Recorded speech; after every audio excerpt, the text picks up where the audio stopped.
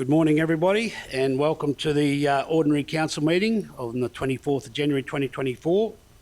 This is this term of Council's last official. We have two more meetings, but this is the last one that we can make any big decisions. We have a big agenda.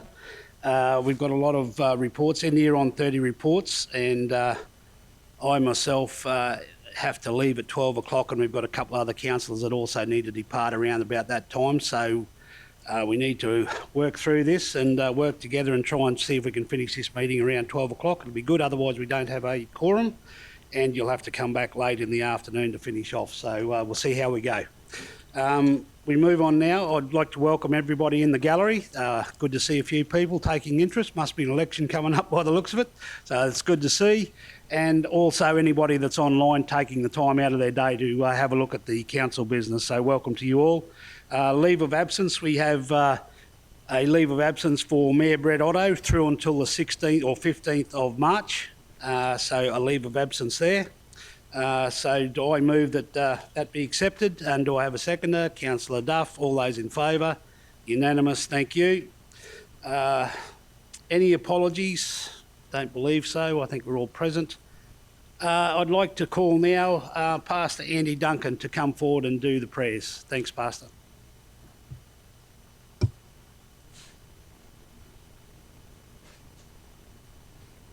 In 1 Timothy chapter 2, verses 1 and 2, the Bible reminds us to pray for our leaders. And so I just want to thank the council for letting us do that in person. Just really appreciate that. Let me pray for us.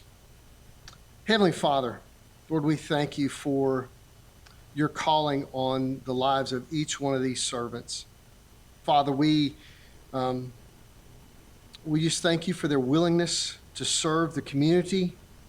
Father, we thank you for your work through them. And Lord, we want to pray for you to encourage and strengthen them. Father, we pray that you would give them wisdom as they make decisions, that you would give them insight to know what is best for the community, for our region. And Father, we pray that you would help them to work together in unity, and when there's not unity, when there's just disagreements, difference of opinions, Father, we pray that you give them grace to continue to work with one another. Father, we want to pray that you would bless them and bless their time today as they faithfully serve the South Burnett. And Lord, we pray this in Jesus' name. Amen. Thank you, Pastor, and have a great day, the rest of your day. Thanks very much. Okay, we go on to item 4, and I'll hand over to Councillor Duff for the recognition of the traditional owners. Thank you. I'd like to acknowledge country and the land where we meet this morning, the Waka Waka land, and acknowledge our elders, both past, present and emerging. Thank you. Thank you, Councillor. 5, any declaration of interest, councillors? Councillor Shoemaker. Thank you, Councillor Jones. I would just like to declare that I am a board member on the South Burnett Community Hospital Foundation, and therefore will not be part of the decision making for the item material change of use, residential care facility, general units, NDIS units, palliative care units, and dementia care units, healthcare services, hospital, in childcare centre. It's an exciting development. I'm unable to vote on that project as I am a board member on South Burnett Community Hospital Foundation, so I'll be stepping out while council decides that item.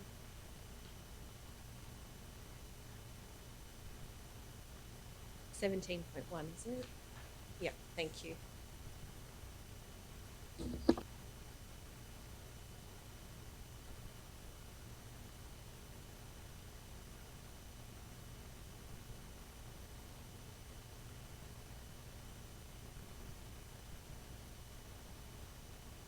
Yeah, so it'll be 17.1 for confusion. Same thing, Tingura Hall is on the agenda, but it's a late 17.1, so it will be addressed prior to 17.1 Tingura Hall. Councillors? Yep. Got that? All right, happy with that? Okay, so just slot that in. We'll deal with that straight up in agenda item 17. It'll be a late agenda item 17.1. We'll start with the hospital, and then 17.1 will go on to Tindura Hall. Any other declarations of interest, councillors, before we move on? Or Mr. CEO, you're waiting to talk? Yeah, thanks, Acting Mayor. Now, I'm Council's appointed shareholder and company secretary to the South Burnett Community Hospital Foundation. I have an as of right for that, being the council representative to the board. But I'd just like to inform the meeting, the foundation has got a 2 grant applications that they're partnering with the proponent of the hospital, and also have been intrinsically involved in the development of the hospital proposal all the way through. So for probity and my own peace of mind, I'm going to step out. And there's no lawful requirement for me to step out, but I'm going to step out with Councillor Shoemaker. Okay, understand that fully, Mr. CEO, and that is your prerogative to make that decision. So very comfortable with that. So righto, any more declarations of interest there from any councillors? If not, we'll move on now to deputations and petitions. We don't have any. We move on now to item 7, confirmation of minutes of the previous meeting, and 7.1, that the minutes of the Infrastructure, Environment and Compliance Standing Committee meeting held on the 29th of November 2023 be received and the recommendations therein be adopted. Do I have a mover? Councillor Erkin, seconded Councillor Henson. Any questions? Go to the vote. All those in favour? Unanimous. 7.2, minutes of the Livability, Governance and Finance Standing Committee meeting held on 6th of December 2023. The officer's recommendation that the minutes of the Livability, Governance and Finance Standing Committee meeting held on the 6th of December 2023 be received and the recommendations therein be adopted. Do I have a mover? Councillor Henson, seconded Councillor Erkins. Questions? Go to the vote. All those in favour? Unanimous. 7.3, minutes of the council meeting held on the 13th of December 2023. Officer's recommendation that the minutes of the council meeting held on the 13th of December 23 be received and the recommendations therein be adopted. Do I have a mover? Councillor Potter, seconded Councillor Erkins. Questions? Go to the vote. All those in favour? Unanimous. 8, we have notice of motion. Happy to say that we have none. We move on now. Business outstanding. 9.1, business outstanding table for ordinary council meeting. The officer's recommendation that the business outstanding table for the ordinary council meeting be received for information. Do I have a mover? Councillor Potter, seconded Councillor Erkins. Questions, councillors? Councillor Duff. Thank you. I just wanted to find out about on page 77, the community consultation. It's that item 20.1 lay on the table pending community consultation, and that's the Mergen Visitor Information Centre. I got asked by the Mergen Business Development Association what's happening with that, so I just wanted to know what the plan is with the community consultation. Mr. CEO, do you have anything? Yep. Yeah, thanks, Councillor. Thanks for the question. Now, with the staff coming back, we have... well, actually, the councillors Jones and Duff attended the Mergen Business Association meeting the other night. The matter was raised there. We've pulling together the previous reports because there was a request. One of the members from the MBDA sent through an updated letter with their contact with the volunteers. Following up from that letter, I've spoken to the acting manager in that department. We'll be getting together very shortly to do a consultation plan, and then we'll be bringing that back forward as far as getting it out to the community. So it's moving forward. Sorry, so just for clarification, so you're going to have a meeting and then work out a plan, did you say? Sorry. Yeah, no, talking to the staff about getting all the previous information back together, including the submissions and the council report and the earlier consultation that we were asked about at that meeting the other night. So we compare it. Definitely get a copy of that to the MBDA. So the meeting is just having a discussion internally about how we get the information out there, and then getting a plan together that we can circulate and get feedback on, and then go to consultation. But then go out to the public again, to the community again. Yep, correct. Thank you. Thank you. Anything else there, councillors, on business outstanding? Okay, the motion is that the business outstanding table for the ordinary council meeting be received for information. Moved by Councillor Potter, second by Councillor Erkins. We'll go to the vote. All those in favour? Unanimous. Thank you.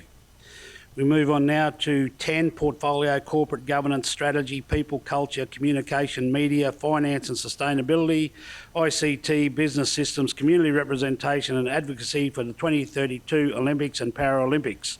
10.1, we have the officer's recommendation that the South Burnett Regional Council approves the Chief Executive Officer leave from Thursday the 15th of February 2024 to Friday 23rd of February 2024, inclusive, with a return to work date of the 26th of February 2024, and appoints the General Manager Finance and Corporate as Acting Chief Executive Officer. Do I have a mover? Councillor Potter, seconded. Councillor Duff. Questions? I don't think so. It's straightforward. We'll go to the vote. All those in favour? Unanimous. Thank you. Good luck, Mr CEO, on your holidays. Enjoy. Okay, we move on to 10.2, the second quarter budget revision. The officer's recommendation is that 1, that in accordance with section 173 of the Local Government Regulation 2012, the revised 2023-2024 operational budget be adopted, and 2, that in accordance with section 173 of the Local Government Regulation 2012, the revised 2023-2024 capital budget be adopted. Do we have any mover? Councillor Potter. Do we have a seconder? Councillor Erkins.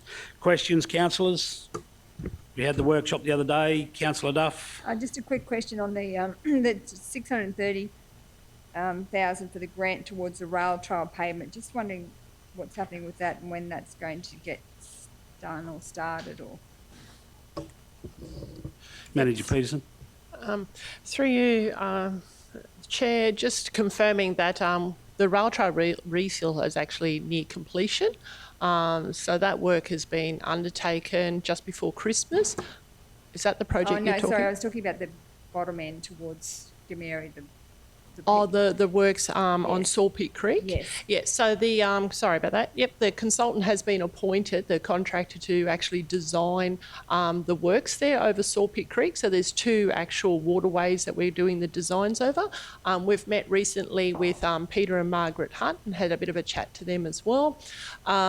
We actually hope to have the drawings back this February, about the second week in February, and then we'll go back out on site with the detailed drawings to talk to the landholder and also the user group, the South Burnett Rail Trail user group, about what is proposed in those designs before we go to tender for the work. So yes, it is a very large project, and works wouldn't be commencing on site probably well and truly into sort of June, July. Okay. Yes. Thank you. Councillor Schumacher. Yes, thank you, Councillor Jones.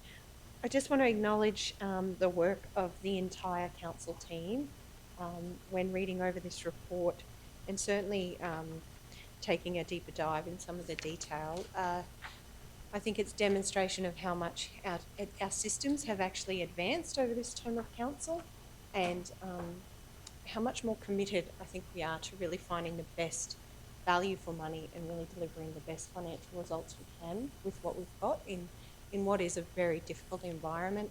It is very rare in this term of council that I've read a report that says the net effect of everything that has been done in this quarter review has resulted in an improved financial net operating result. And while it is only $121,444 and every one of those dollars counts, it is very rare that that happens, and I acknowledge that that doesn't happen by accident. So thank you for the work that has been done. I think I really am impressed by the maturity of our systems, and it's great to see that those gradual changes aren't always seen and evident, and it's great to see some of that work is actually starting to hit the ground. So thank you very much to everybody involved in delivering on that report. I am still watching your capital closely, and will hold you to the commitment that capital will be delivered by the 30th of June. But I'm very impressed that all of the grant funding that we have received will be expended by June 2024. And I know that hasn't been easy in the current environment with cost increases and with the real challenges around actually attracting workforce and contractors to do the work. So thank you to the entire team for the report, and keep up the great work. I think we are very lucky council, one of the few that gets reports like these in such detail. So I know we're the envy of many other councillors. Thank you very much. Thanks, councillor. Any other comments from the councillors before we go to the vote?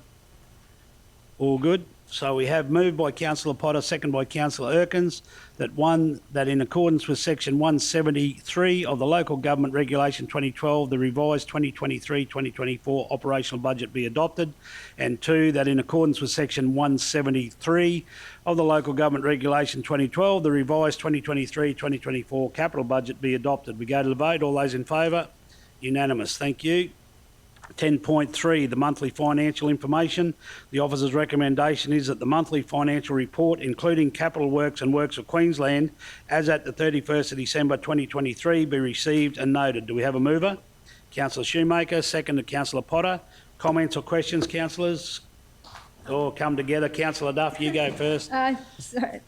Through you, Acting Mayor, just wanted to know about the Kingaroy water. I know that over the Christmas period there's a lot of extra work had to be done with the Kingaroy water, and there was some problems there. Just wondering, has that work been completed, and have the customers all settled? Because I know there was a lot of upset ratepayers around Kingaroy with the quality of the water. Just wondering where that's at. GM, got any?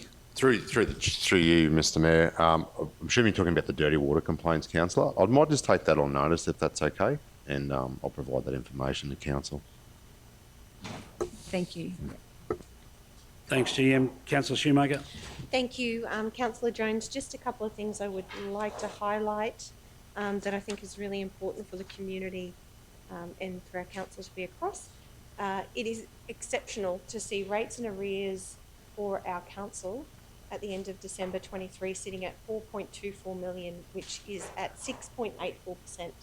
And I know there has been a lot of blood, sweat and tears in working with our community and those who are struggling to put assessment plans in place to ensure those funds are recouped by council and they don't go to auction, those properties don't go to auction. So I think that's exceptional. That's such a low rate. Out of the 17,800 rates assessments that we have, there's around 1,073 on plans, which means there have been a number of conversations from our staff with people supporting them through that process. So thank you very much. I'd also like to acknowledge it is really exceptional to read at the ending of our term that we closed the term out with $23,307,916 in debt, and that we have year on year paid down about $3 million worth of debt. I think that's pretty exceptional and something that should be celebrated.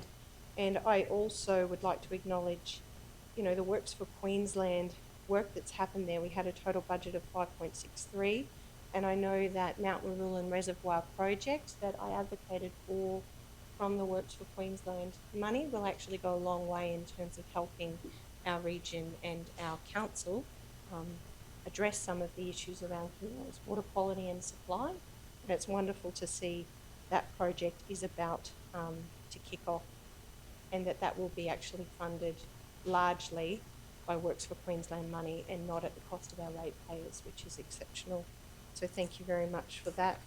The last thing I just think is really great about this report, so last time, it's great to see our rates team has processed for December 2023. There's still a lot happening in terms of the sale of property and turnover in our region.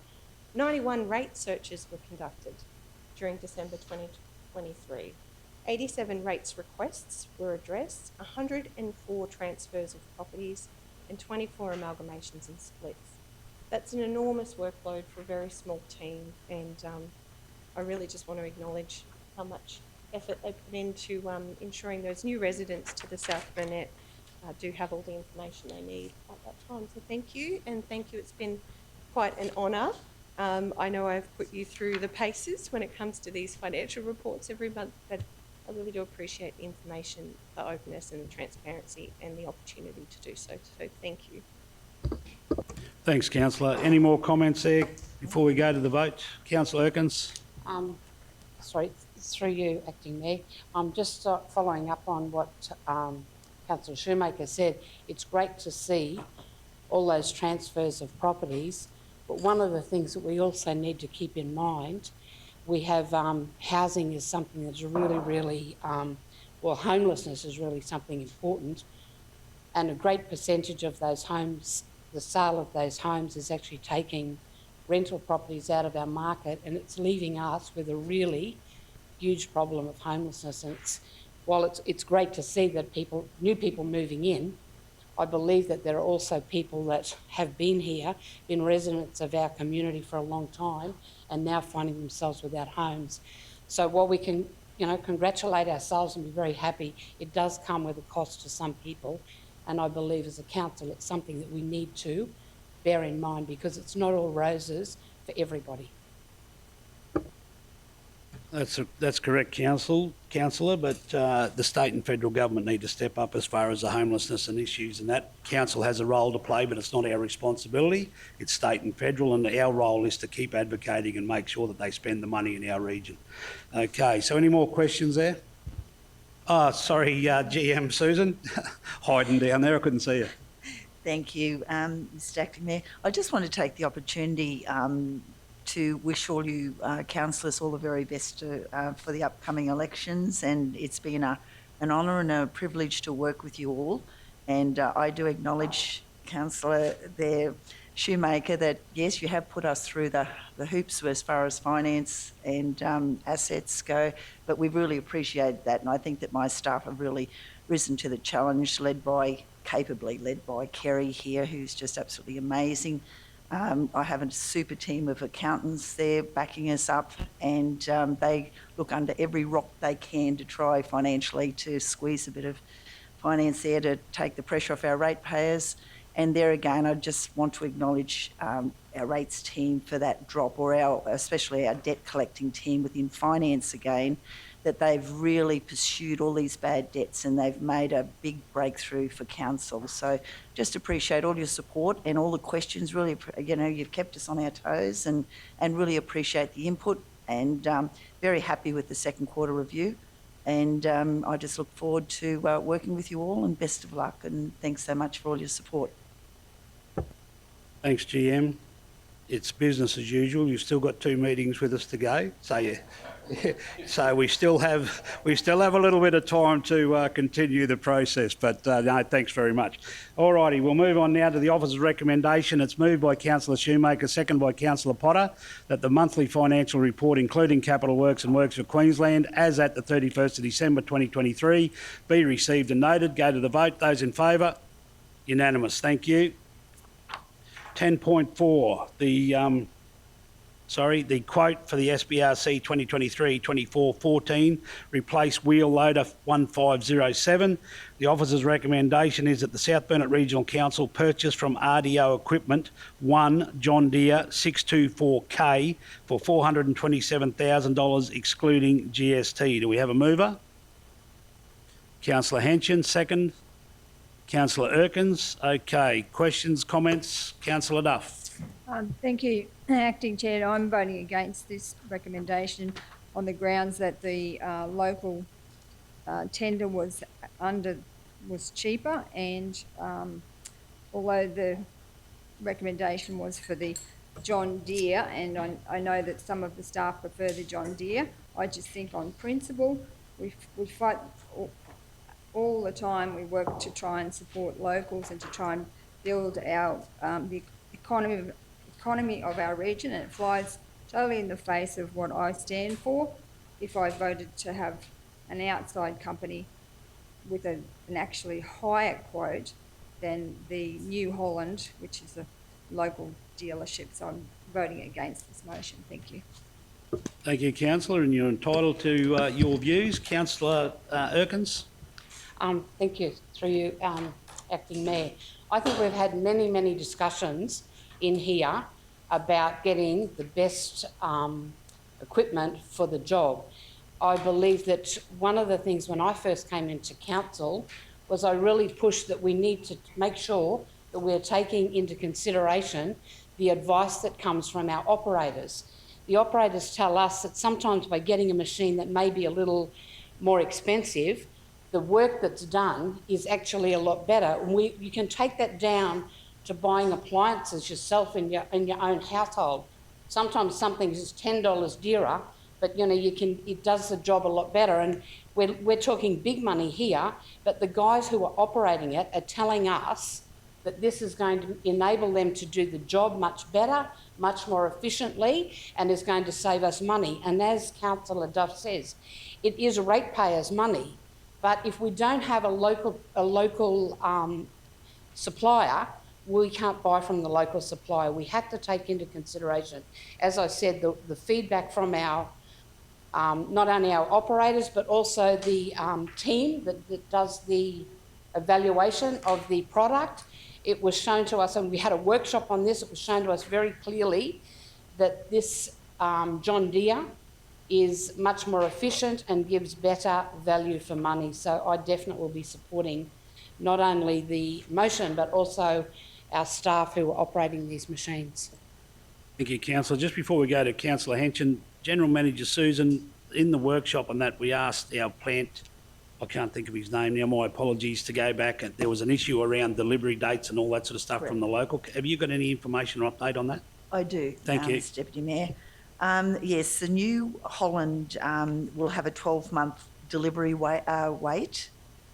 The John Deere will have a 12 to 16 delivery.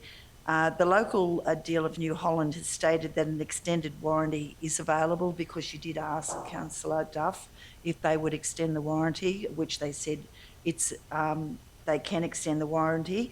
However, they've been unable to supply a set of terms or a cost. Brandon has contacted them multiple times with emails, follow-up phone calls, and the latest update, as at 3:22 p.m. yesterday, is that New Holland Australia has sent the request overseas to New Holland International, and they are awaiting answers. So they still haven't given us a firm cost of how much the additional warranty would cost. And Brandon has, I think there's 6 phone calls and email threads here supporting him chasing that up for you. So just for clarity, General Manager, the extended warranty will cost extra on the quoted price. Is that correct? That is what they're indicating here, Mr Deputy Mayor. They're saying that they would get a price for us. So therefore, that would probably bring it very close to the same price. Councillor Henson. Thank you, through you, Acting Mayor. I get up and bang my boy hat here on these things. And it's right, Councillor Erkins, we have discussed this previously with machinery that the council acquires, and fully understand, Councillor Duff, you stand on it, but sometimes local buy is not just the answer, and local buy not necessarily mean that local is in here when they own other dealerships or they come from outside our area and have the franchises for certain equipment. The John Deere machine, and for the people in the public on the gallery to be aware, there's a very detailed process that this goes through. And when you compare 3 years to 7 years warranty, for one, is a big thing. And one of the other things that was brought to our attention, which is a very important thing with contractors and the likes today, the lift capacity and the height of the John Deere, and we have several John Deeres in our fleet which have very little trouble with them. So having the same equipment leads to some savings there when you have to get the same oil filters and the same mechanics and everything. The lift height's extremely important. It was brought to our attention that particular machines intended for this don't lift as high as the John Deere, which becomes a big issue if you have contractors there and you can't get over the top of a truck. So that in itself is a major thing. The warranty is a major thing. The fuel capacity, I've said this before, if you don't have to fill a machine up every day, and it's perhaps every second or third day, that in itself over the life, which is approximately, correct me if I'm wrong, about 8,000 to 10,000 hours we keep these machines for, that in itself, and we've been down this path with graders and previous machinery, as you've heard me, Councillor Erkins, bang on about in here in itself. So I'm fully supportive of the recommendation. The team does a lot of work in this, complements our fleet and the workers and the assessments is done here. And then, as I say, there's a comprehensive report done on this for the public to know. It's not necessarily that it may be costing X amount of dollars more. If you're getting twice or 3 times the warranty and you have more horsepower, more hydraulic flow.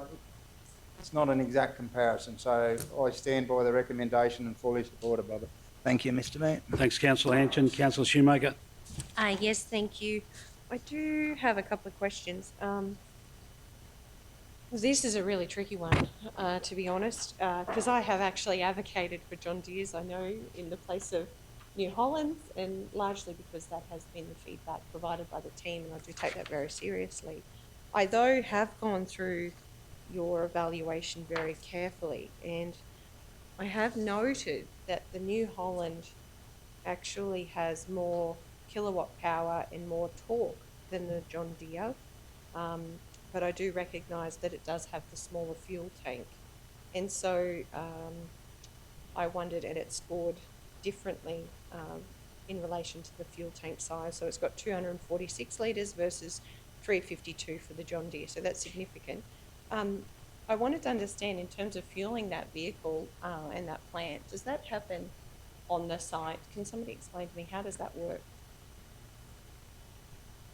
Or do we fuel them up and take them full to a site and then drive them back? Or we have a fuel truck? Yeah, my understanding is that we have fuel trailers for the remote machines. If that's incorrect, I'll correct that later on, Councillor, but in my experience, they'll have fuel fuel truck that'll go and deliver to those sites, because those machines, so example, Maidenwell, Bunya Mountains, we don't drive all the machines back to, so they'll get refueled on site. Yeah, I thought that would be the answer. The reason why I asked that question is, while the fuel tank is smaller by some 100 litres, I guess if you've got a fuel tank on site to be able to refuel plant and equipment, I can see it both ways. I also noted the John Deere, the delivery time, obviously 12, 16 weeks versus 12 months, and it does have 2,000 hours more warranty, which means we're getting 7,000 hours of warranty when it's got an 8,000 hour life as per the IPWEAQ standards. So it is a very good deal. The reason, though, why I'm really torn is because the New Holland actually did score better in terms of value for money, whole of life value for money, in comparison to the John Deere, and it also scored higher except it lost those numbers when it come to specification, suitability and warranty, clearly. So I'm really torn, because I have really advocated, as has everybody in this chamber, to try to spend our money locally as much as we can. And I guess the challenge here is noting that we already have a New Holland in the fleet, and the fact that, so out of our existing 5 loaders, we actually do have a New Holland, and the team is still providing the feedback that the John Deere is better because of the extra reach. It's an extra 200 mils in scoop height. So I'm really torn, to be honest. I really want to support the local supplier, of course, but I also recognise that from a feedback point of view, our crews, if they love the vehicle that they have, they take care of it, and certainly at the Christmas party, when we had an opportunity to talk to our staff, they all said the John Deeres are much more comfortable and they are a much more better machine. So to be honest, I'm sitting on the fence, Councillor Jones, and I won't make a decision until the end. I'm going to mull this around, sorry. Yeah, well, that decision will be coming very shortly, Councillor, so, yep, use your time wisely. Councillor Potter? Yeah, thank you. Look, I'm going to go with the staff on this one. For the pure reason is the staff are the ones that are driving it. We've already got John Deere's in stock that we use already, so the parts can be moved from one vehicle to another.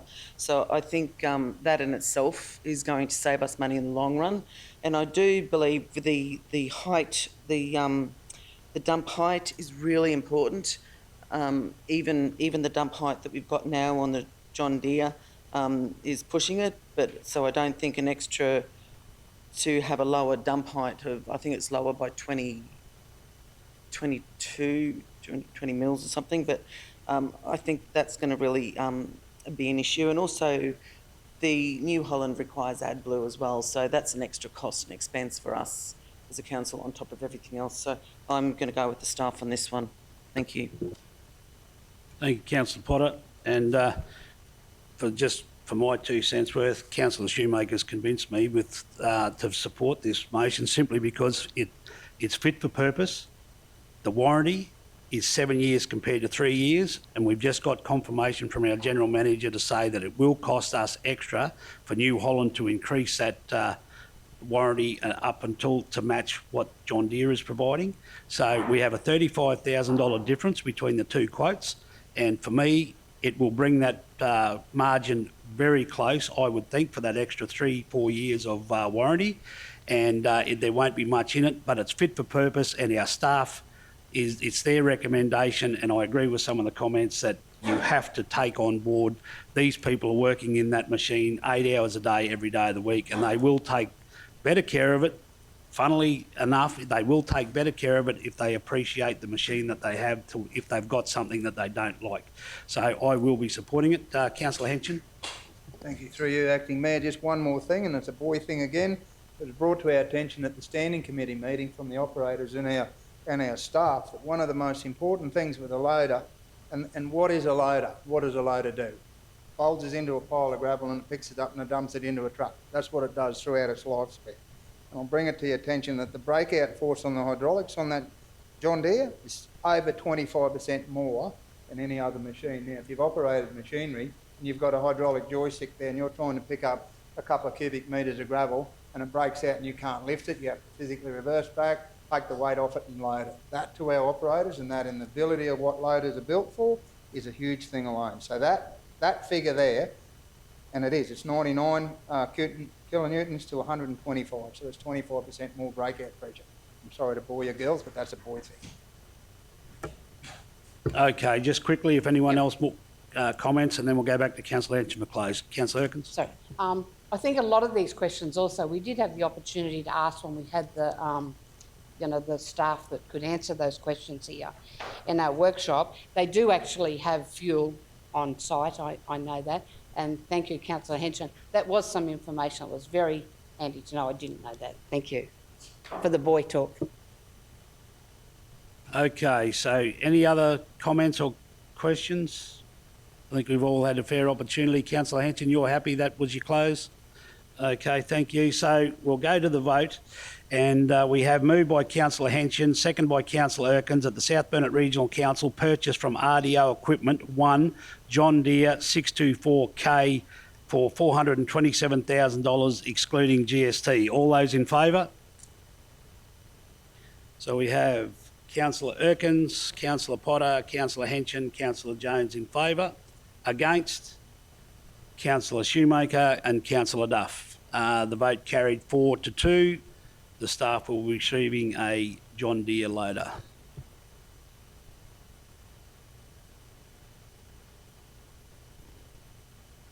Okay, 10.5, centralised procurement.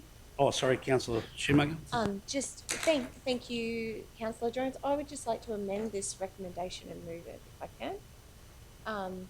I'd like to amend it to read that Council accepts this report for information and endorses the transition of central procurement, and I'd like to insert and adopt those 3 recommendations.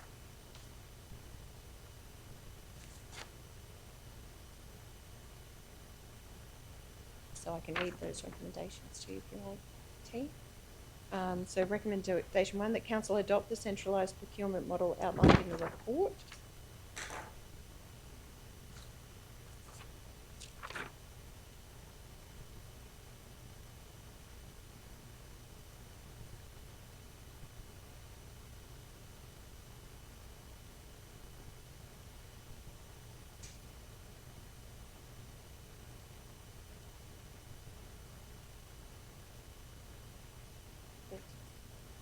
Decided to freeze, sorry.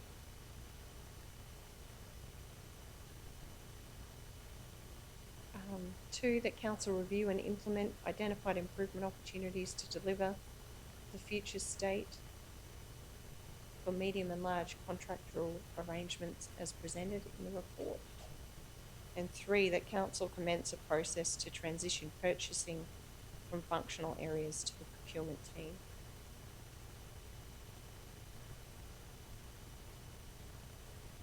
just like to see those recommendations noted in the motion. Council accept this information. Maybe after of centralised procurement by, or just maybe end it, the council received the information and endorse, receive the report for information.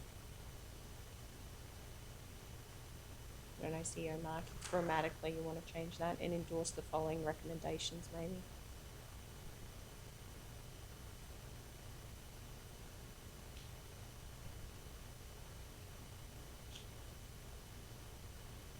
Thank you. I'd like to move that.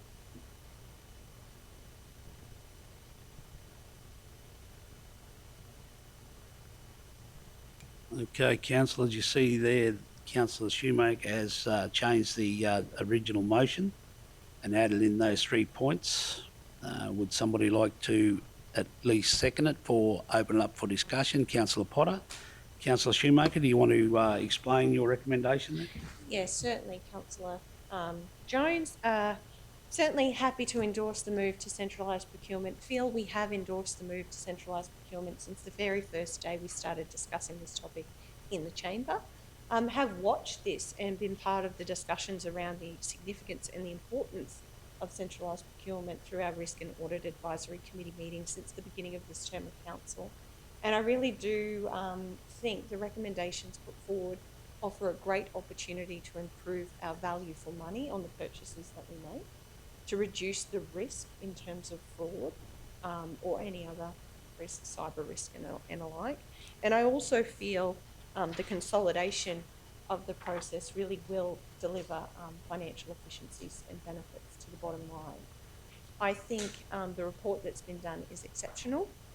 By all means, I endorse it in terms of the recommendation, but I would really like to actually step out and include these recommendations because I think they are of quite urgent importance, and I think that it is an area that certainly the next council, while we've done a lot of work to get to this point, I think the next council really, I would like to see it strengthened in terms of our focus and our view to make sure the good work that has been done is not lost, and that the team will continue to endorse and work on those recommendations.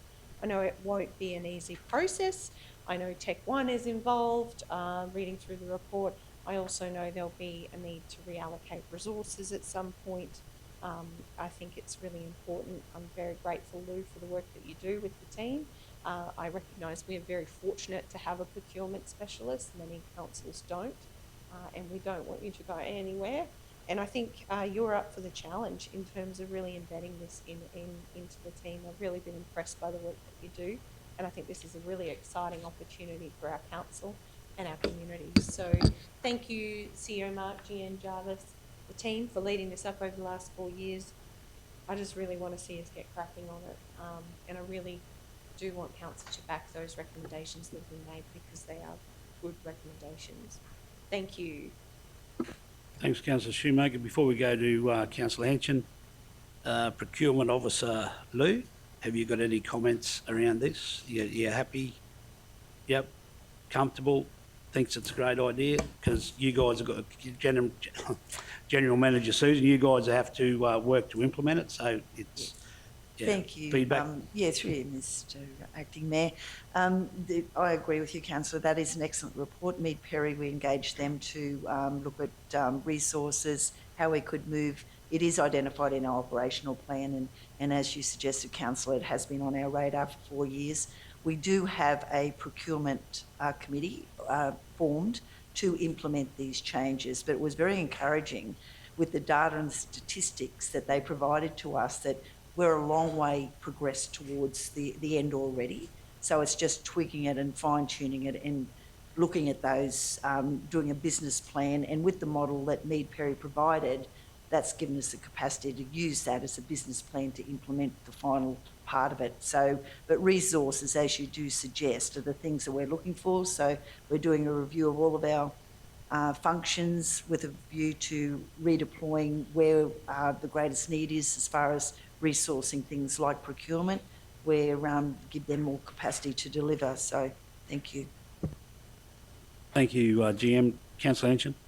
Thank you, through you, Mr Mayor. And just a question, I suppose, and thank you, Councillor Shoemaker, for your motion. And just a question, I guess, to procurement. Just looking at those figures, procurement at the moment's doing 4,000 transactions, roughly 4,000 odd transactions.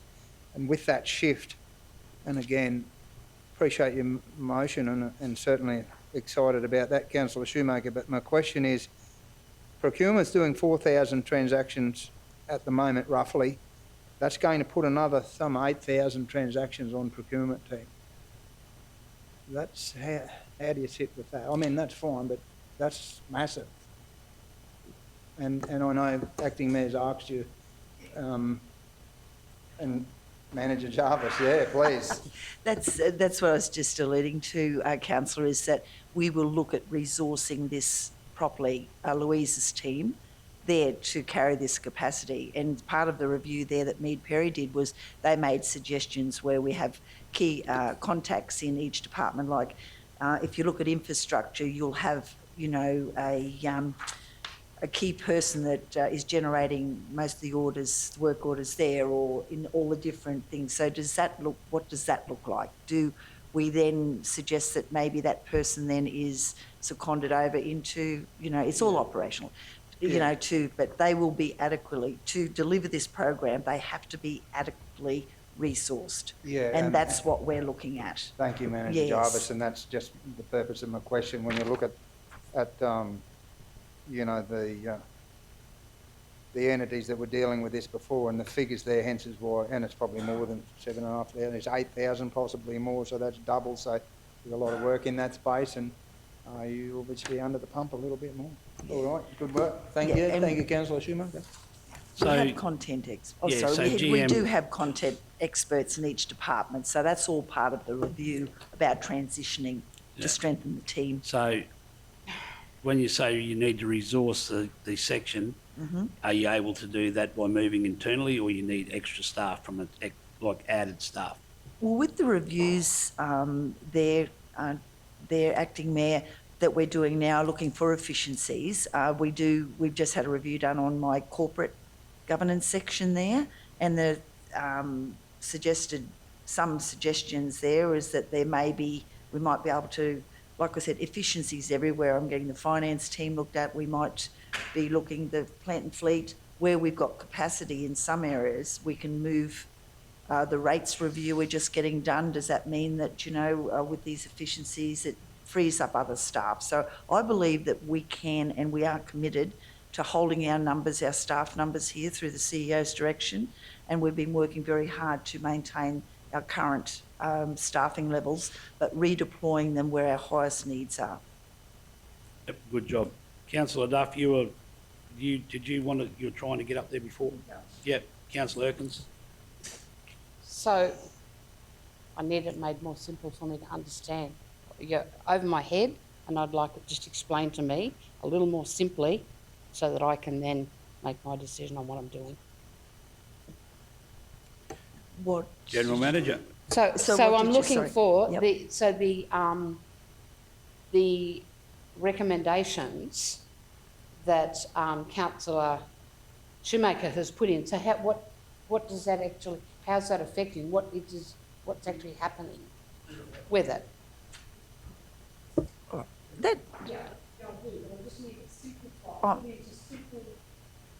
I'm happy to simplify that for you, Councillor. It's no problem at all. Currently, we have purchasing and procurement. There's two different things, but the responsibility are spread throughout the organisation at different levels. So what we're looking at doing is transitioning into one unit, that every purchase or contracts, procurement contracts will be managed by Louise and her team. So we're centralising all of that. So it, as the councillor alluded to, the risks that we minimise risks of fraud or people purchasing things that they don't have the authority for. So it'll all be all the checks and balances. So it's looking for more efficiencies, and also they're experts in what they do, so that we make sure that it's all they conform to the local government regulations and act as far as best value for money, about transparency, that. So we will have a specialised unit. Thank you. That explains it perfectly. Thank you. Thanks, Councillor. Councillor Duff, wrapping up. Sorry to be a Miss Nellie no against everything, but it flies in the face again of what I stand for. I'm standing on a platform of decentralisation. I just think that we are becoming, the organisation itself is becoming just a total top heavy. The community are saying it. It's all about centralising, and I think that this is actually going to take more resources, as has been said. It's going to cost the council. I think the decisions like these need to be made with a new council, with a fresh start. We're rushing this through. It's something that is going to take a fair bit of time. If that's the way we want to go, I'm not prepared to support it at this point in time. Councillor Shoemaker to wrap up. Thank you, Councillor Jones. I certainly understand some of the feedback shared, and in terms of simplifying it, I know myself, if you go to buy in business, which I've been in business for 15 years now, actually, since I was 21 years of age, and I know that when you go in to buy a piece of plant or equipment, which I have done, I know if you can buy two, you can start to negotiate and get a better deal. And what we have found through all of the procurement work that we've done is we have a lot of local ad hoc small purchases. That is great. But rather than having local suppliers try to keep a little bit of everything on the shelves for when council wants it, we actually have an opportunity to better understand what we need and to go to those local suppliers and say, we'll have X number of those over the course of the year, and make sure we're not stockpiling it in our stores and writing off items that we don't need later in the year, which I have done in this chamber year on year.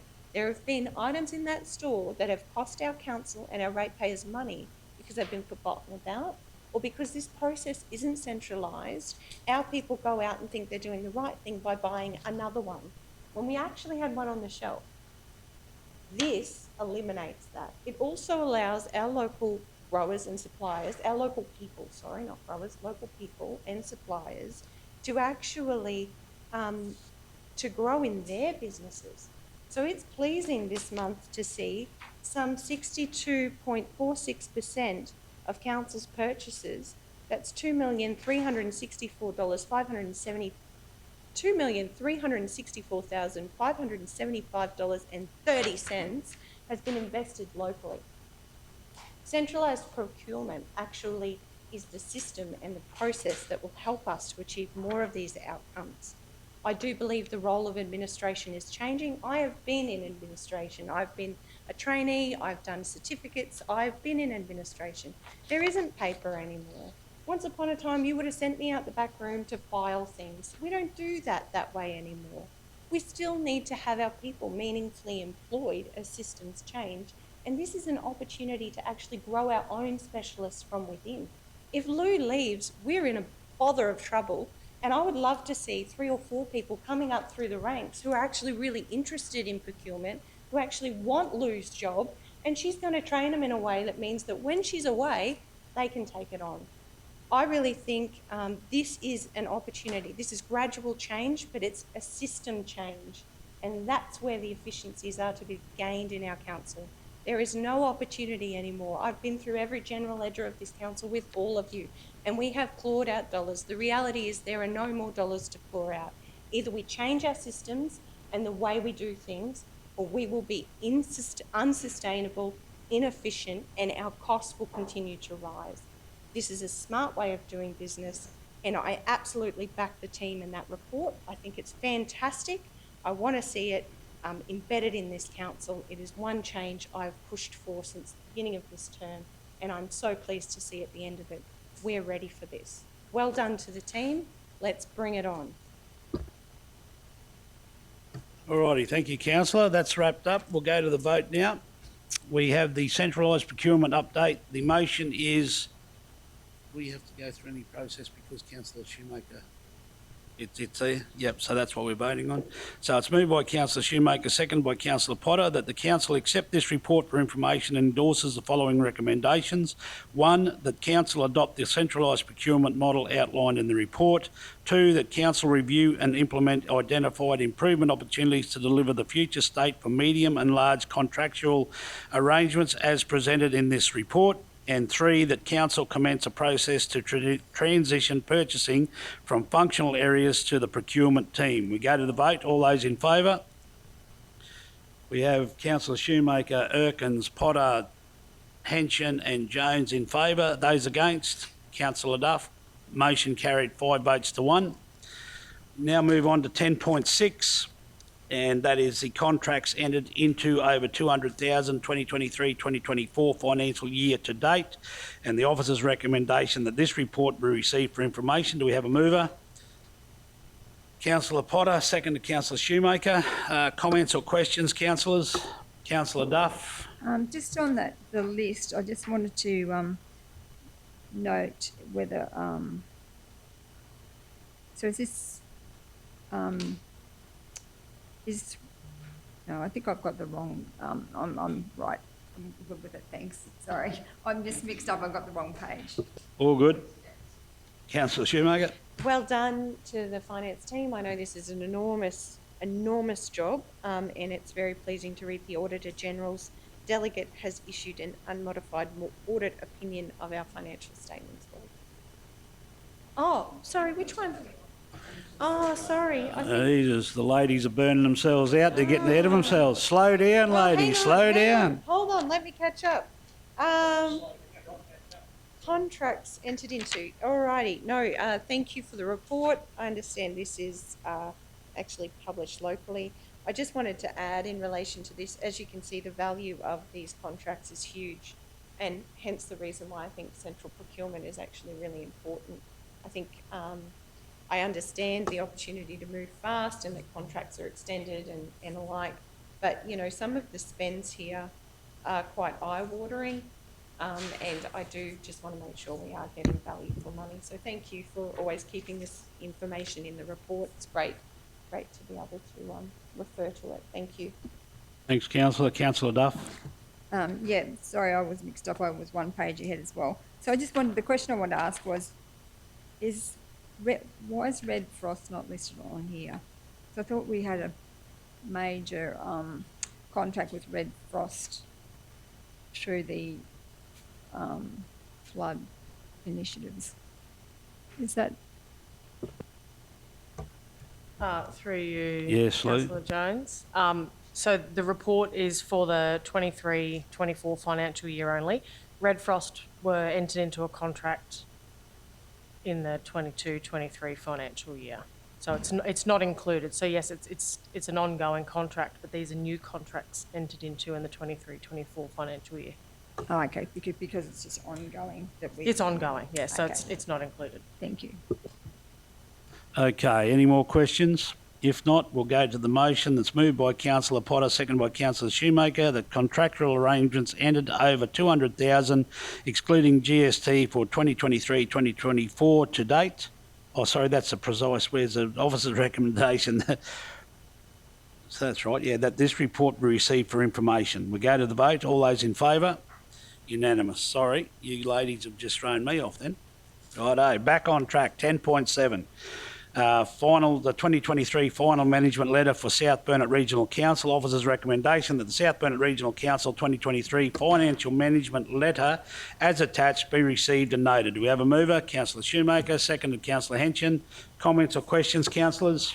Councillor Shoemaker, it's a race between... Councillor Jones. I know you're so keen to get off to the dentist to get that wisdom tooth removed. I am... yes, very pleased to read that the Auditor General's delegate has issued an unmodified audit opinion on our financial statements. It is, and for communities, for full transparency, I think these things are always important to note. It is eye-wateringly painful to see, after the team has put so much work into maintaining our finances and doing such an exceptional job, that we had to pay an audit fee of $161,000 exclusive of GST, to have such an audit conducted to meet our regulatory requirements. I think it's really important that that our community is aware of that, and certainly the LGAQ cost shifting report has provided much more information about just how much other levels of government are actually costing councils like ours by not taking responsibilities for the areas that they should. I just wanted to note page 2115, there's a project there, the management response in relation to the Asset Management Committee, which I know is doing some exceptional work.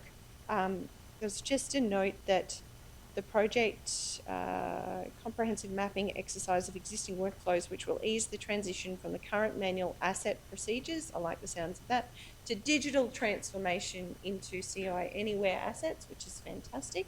And it's just noted that the project's being performed in collaboration with the Business Systems Unit in preparation for the uplift to CI Anywhere.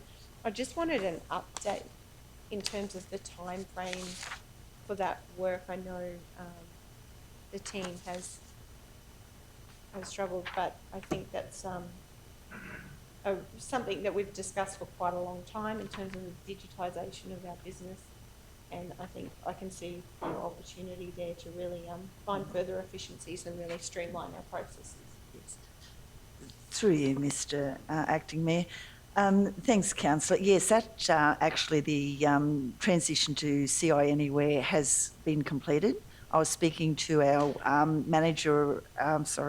head accountant there for asset management the other day, and Maxine was informing me that it's really identified or found a lot more efficiencies, and now she's because she's so open to new ways, and that she's, with the CI Anywhere lift, she said that it's allowing her to also attach certain children's processes, whatever her buzzword is, to the main asset, and she just said it's far more efficient, and she's been supported by the infrastructure team there, their asset team through Aaron's or General Manager Aaron's team, and she's very complimentary of their support as well. So yes, it has been finished, Councillor. Fantastic. And that in essence means that if our asset registers are true and accurate and correct, that what we depreciate on our balance sheet is true and accurate and correct. And that is important because when it comes to looking at our financial statements, the fact that we track a deficit because we cannot afford to fund the entire $1 billion worth of assets that we own in depreciation. So it's a really important project. Thank you. And the other one I know Manager Kerry and both CEO Mark I've discussed with both of you, the post-capping of landfill sites, the model from 20 years to 40 years, I understand based on the Q2 review, will have an impact of $315,000 to our bottom line. I recognise the importance of, I guess, making sure our model is correct and that we can rehab these sites. But in the same instance, this is purely a regulatory requirement of the government, which has cost us. Have I got that correctly? And is there anything you'd like to add in that regard? Through you, Acting Mayor. Yes, so that is correct. That, I guess what the auditors had picked up comes from the accounting standards. So it's making sure then that the provision aligns with the accounting standards of making sure that we're incorporating every cost, potential cost for that future provision, even though it's, quite long out and costs could change. It's about looking at what the current value is at this point in time for the full process of all those landfills. Do you mind through you? Thank you, Mr. Acting Mayor. Just in plain terms for you, Councillor, and I'm not being disrespectful, honestly, is that this here is the CEO and the ELT have had discussions about this, and we have huge issues about it there that will continue the discussions as well. But basically what they're saying is that we need, for the landfill provisions, to rehab the land, we have to account for that in 40 years, what it's costing us in 40 years' time. So my challenge is, who even knows that, did anyone ever factor in COVID or anything, you know, like how do you go and budget for 40 years' time? But having said that, it added $1 million to our deficit last year, and then it also has hit another $315,000 onto our deficit this year. So it's challenging financially there, and it's not backed by money, but it is still shown there as an expense for council. So I just want to highlight that council's really punching above their weight right now, because we're getting, there was around $500,000 through depreciation. I think there was 250,000 added on and 315,000 for your landfill fill provisions at our second quarter review, and we still reduced our deficit by 121,000. So, you know, it's the staff and the council are doing a great job here when we've got to compete with this all the time. But like I said, CEO Mark and I have not forgotten about this yet. We're going to try and see what we can have some serious conversations going forward about it. Absolutely. Then you take 1.3 million off our current deficit. This council's done a pretty good job to be sitting, and it would be just not too bad financially. It just makes it look bad, but no fault of our own. Any of us sitting in this room, it's no fault of our own. Yeah. Councillor Erkins, quickly. Yeah, just to let you know, I've actually operated a trust account for over 30 years. I get audited every year, and I'm well aware of the costs that, you know, I've only got a small business, and I know that the costs associated where we have to pay auditors to come in and do it, but I do understand they're checking to make sure that everything is done correctly and looking after community. Okay, we'll go to the motion moved by Councillor Shoemaker, second by Councillor Henson, that the South Burnett Regional Council 2023 Financial Management Letter as attached be received and noted. We go to the vote. All those in favour? Unanimous. Thank you. 10.8, CRM statistics. Officer's recommendation that the report is received for information. Do we have a mover? Councillor Potter, seconder. Councillor Shoemaker. Questions? Councillor Duff. Thank you, Acting Chair. Just wanting to know about the footpaths, drainage, roads repairs, potholes, corrugations and other damage. In the last 6 months, 397 requests received. It says 318 of those have been closed and there's only 65 overdue. I'm just questioning that because, like, I personally would have more than those overdue in a list of customer requests that I've put in. I'm just wondering, is it, when you say that the request is closed, does that mean it's just been put in the program of works, or has it actually been done? GM, yep. Yeah, through you, Mr. Chairman, it would be a combination of both. Some of those requests would be completed, and some of those requests would be put to the Forward Works program and be responded to. Happy to take that on notice, Councillor, and come back with some further advice in relation to the road maintenance program. Yes, I'd be really pleased to see that, because it doesn't add up to me from the requests that I get and the requests that are closed off. So thank you. Councillor Shoemaker. Yes, I think it's pretty clear. It is an extraordinary number of requests that we receive. I just had some questions, and you can take them on notice. I know we've talked a lot about the customer service charter and the timeframes and how do we improve. What's the roadmap to continuous improvement in the customer service space? I guess I just wanted to understand, with all of these requests, and I understand there are so many, what kind of work as an executive team or as a council do we pull some of these at random and actually, as the leaders in our business, check how that process worked, or, you know, and I know you're all very busy, but actually look at, you know, how was that customer request resolved? Are we satisfied with that? Like, I guess in terms of just capturing those opportunities for improvement, I just wanted to understand, is there, like, we get the report, which is great, but I just don't feel it really tells me much other than our team's completely overwhelmed with the number of requests we get. Thank you. Through you, Mr Acting Mayor. Councillor, I'm currently having a full audit and system review done on customer service that commences next week. So there again, we will do process mapping there to identify any shortfalls. We did, like I said, one was just completed on corporate, and we see some double ups there where we're looking for efficiencies that with CRMs coming in or customer requests. So we're looking there to minimise duplication. So those, and as a part of, we do a random, my business systems team, especially Mary, there, she does random checks on customer requests, and she looks for anything there that maybe there should be more information given on a feedback there, and she'll contact the internally.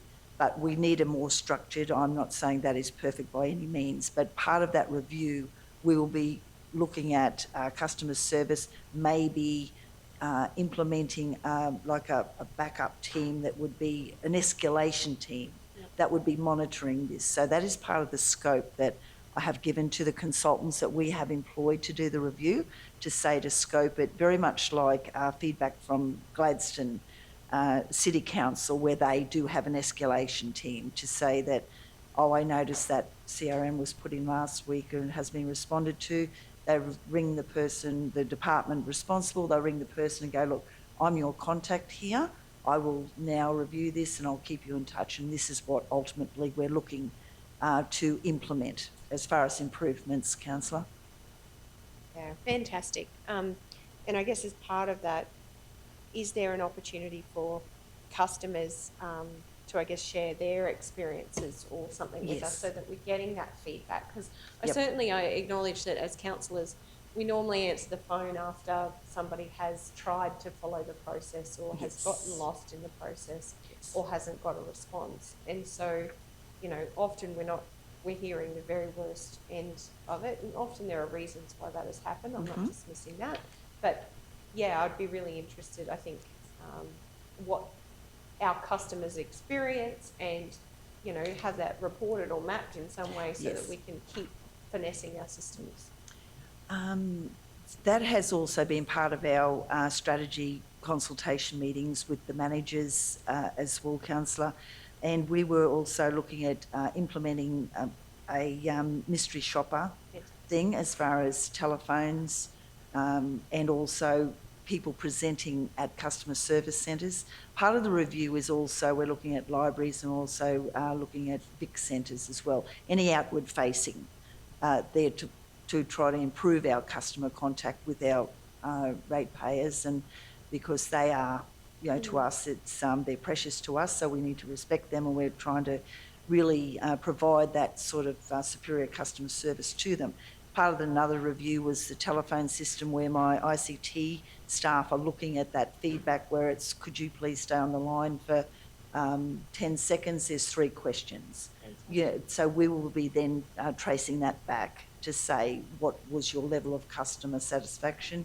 And also we're looking at our web page there, where you can also put in compliments or you can also engage. So these are all strategies going forward as far as doing the whole review of our customer service and also our customer service charter.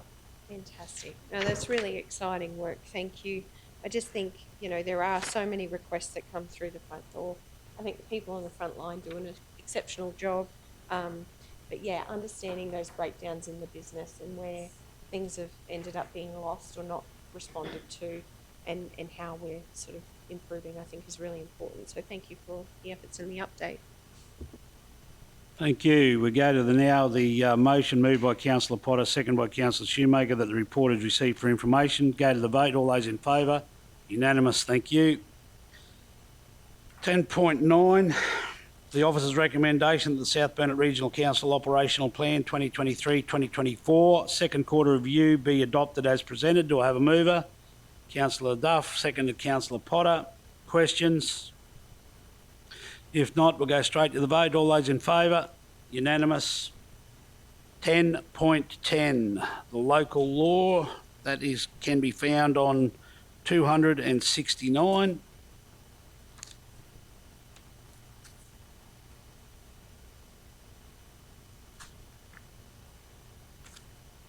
And the officer's recommendation that the South Burnett Regional Council resolves to propose to make each of the following: A, local law repealing local law number 1, 2023, and B, subordinate local law repealing subordinate local law number 1, 2023. Do we have a mover? Councillor Potter, second Councillor Henson. Questions or comments, councillors? If not, we'll go straight to the vote. All those in favour? Unanimous. We now move on to 11 on the agenda, the portfolio for infrastructure planning, works, construction and maintenance, water, wastewater, plant and fleet. 11.1, application for permanent road closure for the unmaintained road adjoining lot 7 RP 855767 at Moffatdale. And the officer's recommendation, so bear with me, we'll run through this once. The South Burnett Regional Council advised the applicant and the Department of Resources that A, it objects to the application for the permanent road closure of the unmaintained road off Bond Street, Moffatdale, which adjoins Lot 7, RP 855767 and is shown in Attachment 1. However, will support a temporary road closure and road licence for the portion of land under the application. The reasons for this objection are as follows. 1, the long-term usage of the sections of road reserve is unknown. The permanent closure may affect any future interconnection of roads, any necessary future infrastructure and any potential new development in the area. And 2, a temporary road closure enables the applicant to utilise the land while still allowing for further future infrastructure potential. B, should the Department of Resources approve the proposed permanent road closure or a temporary road closure with road licence, that there be no cost to council associated with the road closure. And 2, delegates authority under Section 257 of the Local Government Act 2009 to the Chief Executive Officer or their delegate to finalise any and all matters associated with the application. A, execute as road manager from Part C, statement in relation to an application under the Land Act 1994 over state land for the proposed permanent road closure. Do I have a mover? Councillor Duff, seconded. Councillor Potter. Any questions or comments? Councillor Duff? I just wanted to say I think it's a good outcome because the applicant gets what they would like to have, and that's the use of the land. But then we have, into the future, if things change, we have still got an opportunity to reopen that road. So I think it's a good outcome, good recommendation. Thank you. Thank you. Nothing further? We'll go straight. Councillor Erkin, sorry. Can I just say, on looking at that, it was pretty difficult to actually see where the road was on our thing. And it actually didn't show that if you actually came out a little bit, there is another road just down that takes you out for the same area. So I'm supportive of the motion, but I just wondered in future whether we could have that's a little more, if they could have come out a little bit and make it a little more,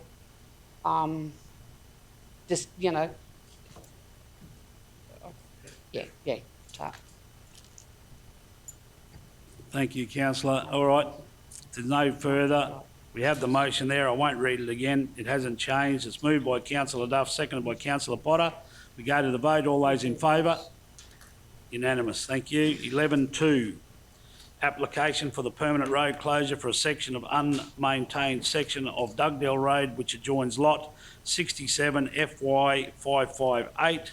The officer's recommendation is that the South Burnett Regional Council advise the applicant that A, it objects to the request for the permanent road closure of the section of Dugdale Road, Wengenville, which adjoins lot 67 FY 558 and is shown in Attachment 1.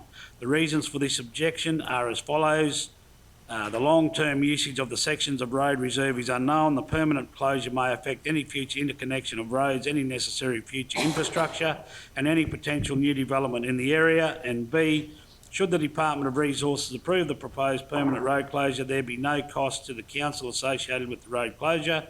2, delegates authority under Section 257 of the Local Government Act 2009 to the Chief Executive Officer or the delegate to finalise any and all matters associated with the application.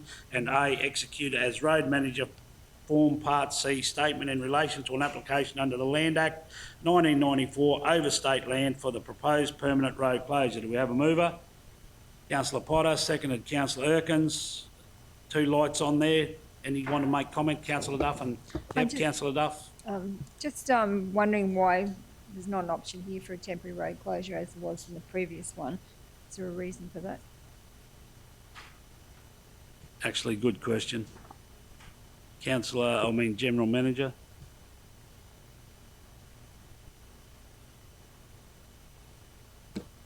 Yeah, through the chair, we're happy for that to be added in to the resolution if council would consider and delegate to the CEO to consider a temporary road closure. Tiana, are you able to add that in from the previous one? Yep. Temporary road closure enables.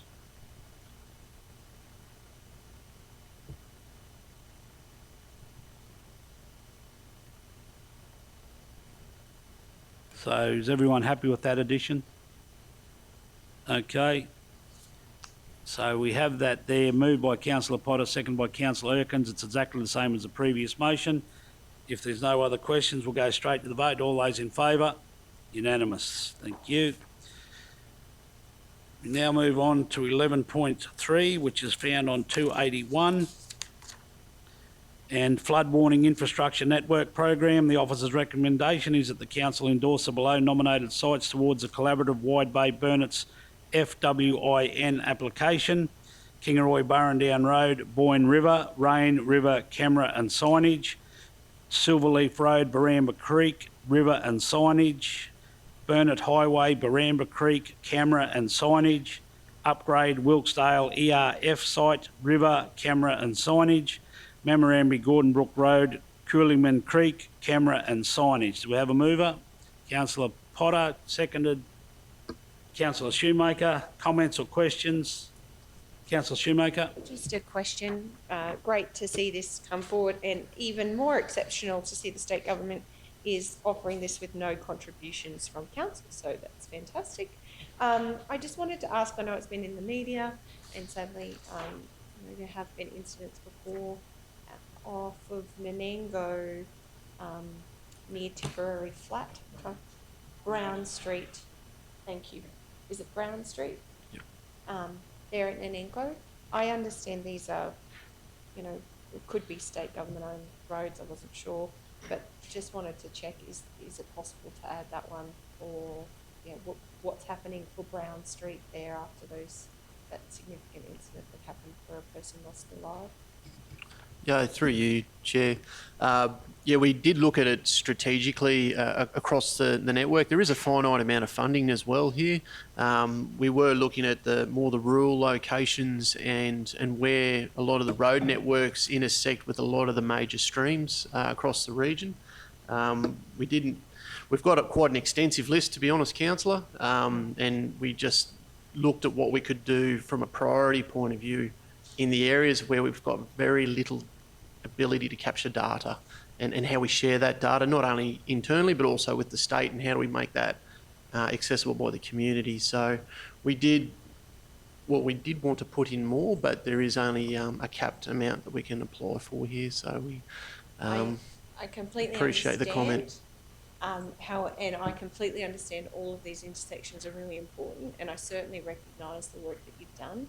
But I do know, as a former employee of Meandrew Mine, that it is a rat run, and that people do take that Brown Street at being shift workers late in the night and early in the morning.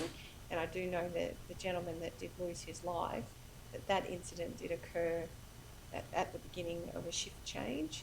And I just feel, I recognise these are all really important, and that it's really important that we try to improve them, but I really do think that Brown Street intersection has to be a priority, and there has been significant advocacy from our state member Deb Frecklington around that as well. So I personally, I don't know if we have to take one off to put it on. I understand, and certainly we'll listen to the feedback of my colleagues, and certainly Jane Erkins, it's your area, but I just feel it's such an important intersection. Is there an opportunity to switch one out or to add it? We can certainly add it, councillor. It will come back to what the market rates are for the cost of installation and whether that starts to work its way into a council contribution to achieve that outcome. That's certainly open for thought and discussion. Yeah, I'd be comfortable with that. I think it is actually a high priority for the area. Is it the Brown, have I got it right? Could we, I guess with the leave of Councillor Potter, you moved it. Could we add in a dot point for Brown Street and then go to be considered? So yeah, we certainly can add it, councillor. Yeah, Brown Street and Anango, and is it fair to say we'd be looking at the signage as an outcome in the awareness and Absolutely. the flashing wigwags as Because an awareness of the creek conditions? I'm very mindful that creek comes up really quickly. It often comes up in the middle of the night or early in the morning. When people are travelling, it is a really common shortcut. We all take it to bypass Menango and avoid the heavy vehicle bypass. And, you know, the fact that a man has lost his life there, I think it's got to go some way in terms of doing something about it. So, yeah, I would like to see it added on. If we have to remove one or make a co-contribution, at the end of the day, if these save a life, I'm okay with that. Sure. Okay, councillor Erkins. Thank you. Thank you, Councillor Shoemaker. On that, however, I don't know that it would be such a popular move to the community, especially that community who live in that area, who are very, very, we have constant complaints from those people who take that rat run through there. You know, they've got families, they have people, and the people that take that bypass, 9 times out of 10, they're speeding because they want to get in front of what's ever been in front of them on the road. So I don't know about that. However, coming back to the flooding, you know, that is an issue, but it's a very dark area when you get down there.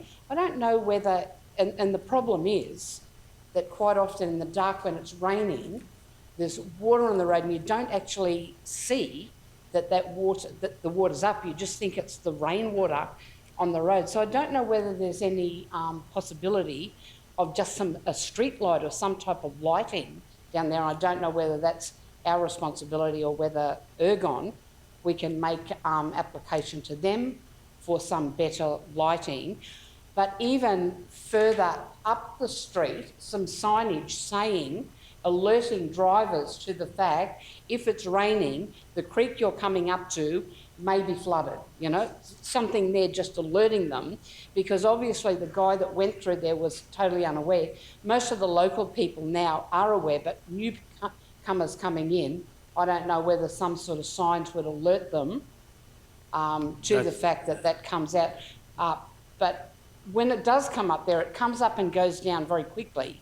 So I just don't know whether if there is only so much funding, whether we're putting funding in there when it could be better utilised somewhere else, if we could make some alternate plan for alerting people that that road may be, you know, may be underwater and you won't see it driving in. So just to... but I do know that the residents there, you know, they're very unhappy that that road is used. But the flashing lights in this would notify people when the water is up and down. So I think that, and they're all as important as each other because they're all potentially life takers, every one of them. So I think just to add Brown Street to the list rather than take anyone off and try and do that. So James, is that a fair comment? We just work with that and see what we've got and we can address that further down the track. But just adding Brown Street would be sufficient at this stage. And that flashing light system would identify exactly what Councillor Erkins has highlighted. Councillor Henshin, yes. Thank you, through you, Acting Mayor. Just a question, I guess, and happy to take it on notice, but it states there, Memorandum Gordonbrook Road, Cooliman Creek, Cameron Silage. Now, I believe that Cooliman Creek and the bridge they'd be talking about there would actually be Reedy Creek. If we go back and I'm just looking at my maps and I cross that road regularly, as Councillor Duff would too, there's a one-lane bridge there that wouldn't actually go underwater too often, but it's a seriously narrow bridge. Is that the one they're talking about? Because if it is, Cooliman Creek, it's actually Reedy Creek because it starts right up near the base of the Bunya Mountains, and for Chambers and the public to be aware, it goes down through Hancock's Road. Hancock's Dam is part of Reedy Creek. Blow Cumbia is Reedy Creek and traverses on out through Gordon Brook area and crosses that Gordon Brook Memorandum Road where that one-lane bridge is. So clarification, I think it's Reedy Creek rather than Coolman Creek and that narrow bridge we're talking about. And I'm happy to take that on notice, acting there. Oh, I can actually answer this one, Councillor, through you, Chair. Coolman Creek and I think it's Holland Creek. They're towards the northwestern end of Memorandum Gordon Brook. It's actually on the unsealed section where you've got the chicanes where you go down through the S-bends down lower through there. That's actually it is actually named Coolman Creek, and Holland Creek comes into the side of it. So it's a little bit further along from Reedy Creek, to be honest, Councillor. Thank you, Manager James. And that was the question, clarification, whether it was that bridge or not, which I didn't think it would be. But now I understand those S-bends there, and for the public and the chambers to know, those S-bends are only about 20 metres apart, very low lying, and can be some serious water run down through there. Thank you. There is actually a solar sign there that's the speed sign that's slow down. If Councillor Duff's going through there too quickly. Just briefly, Councillor Schumacher. Yeah, very briefly. Just further to this, I think it would be really advantageous if you haven't already, reach out to LGAQ's Innovation Hub. They've actually, for your flood cameras, done some pretty amazing work with some of our outback councils who didn't have a lot of funding to put flood cameras on all of their major rivers to try to limit, obviously, large road network that can't get out there during floods. And they've used, I've got the contact for the Innovation Centre, Matt, and what they've done is pretty exceptional on like a shoestring. So there may be some learnings there that you could incorporate into this project. I just think it's worth learning from other councils. So happy to share that contact. Thanks, Councillor. So we go to the motion moved by Councillor Potter, seconded by Councillor Shoemaker, that Council endorse. And firstly, Councillor Potter and Shoemaker, you happy with that addition, that Brown Street? I forgot to ask you. Yes, thank you. Thank you. So moved by Councillor Potter, seconded by Councillor Shoemaker, that Council endorse the below nominated sites towards a collaborative Wide Bay Burnet's FWIN application. They're listed there below with the addition of Brown Street and Ango. Go to the vote. All those in favour? Unanimous. Yeah. So would just briefly, Mr. CEO, I'll run through 12 portfolio community development, arts and heritage and library services. We have nothing. 13 portfolio natural resource management, rural services, agriculture, innovation, compliance and environmental health. We have nothing, and we'll now break. Oh, all right, we've got a late in 13. So we'll do that when we come back. We've got a break for morning tea. We'll go out there quickly and we'll come back as soon as possible. So Councillor Hanchin moves that we break at whatever time it is there now, I can't see, 10:22, and we'll come back in about 10 or 15 minutes as soon as possible. So all those in favour? Seconded, yeah, Councillor Potter. All those in favour? Unanimous, thank you.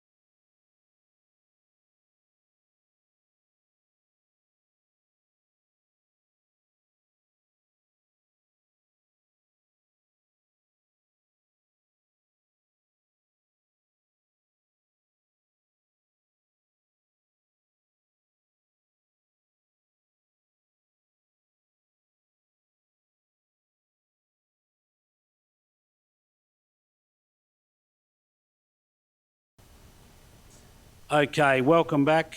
I'd like to move that we come back into the general. Do I have a seconder? Thanks, Councillor Hanchin. All those in favour? Unanimous. Thank you.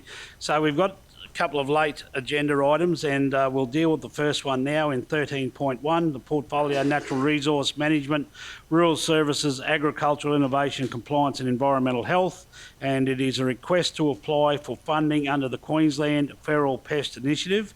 And I'll hand over to our Acting GM, Leanne Peterson, to just give us an update. It's just to endorse the opportunity to apply for a grant. So, Leanne. Acting Mayor, if we just made just a procedural resolution just to deal with the late items today, and then you can deal with that, or we can tie both of them up, so you can deal with 17.1 and 17, and then this one now. So it's just a procedural resolution. Yeah, procedural resolution to deal with the two late items.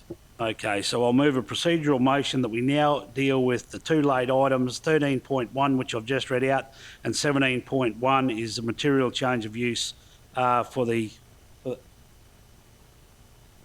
Oh, so you don't want to do it now?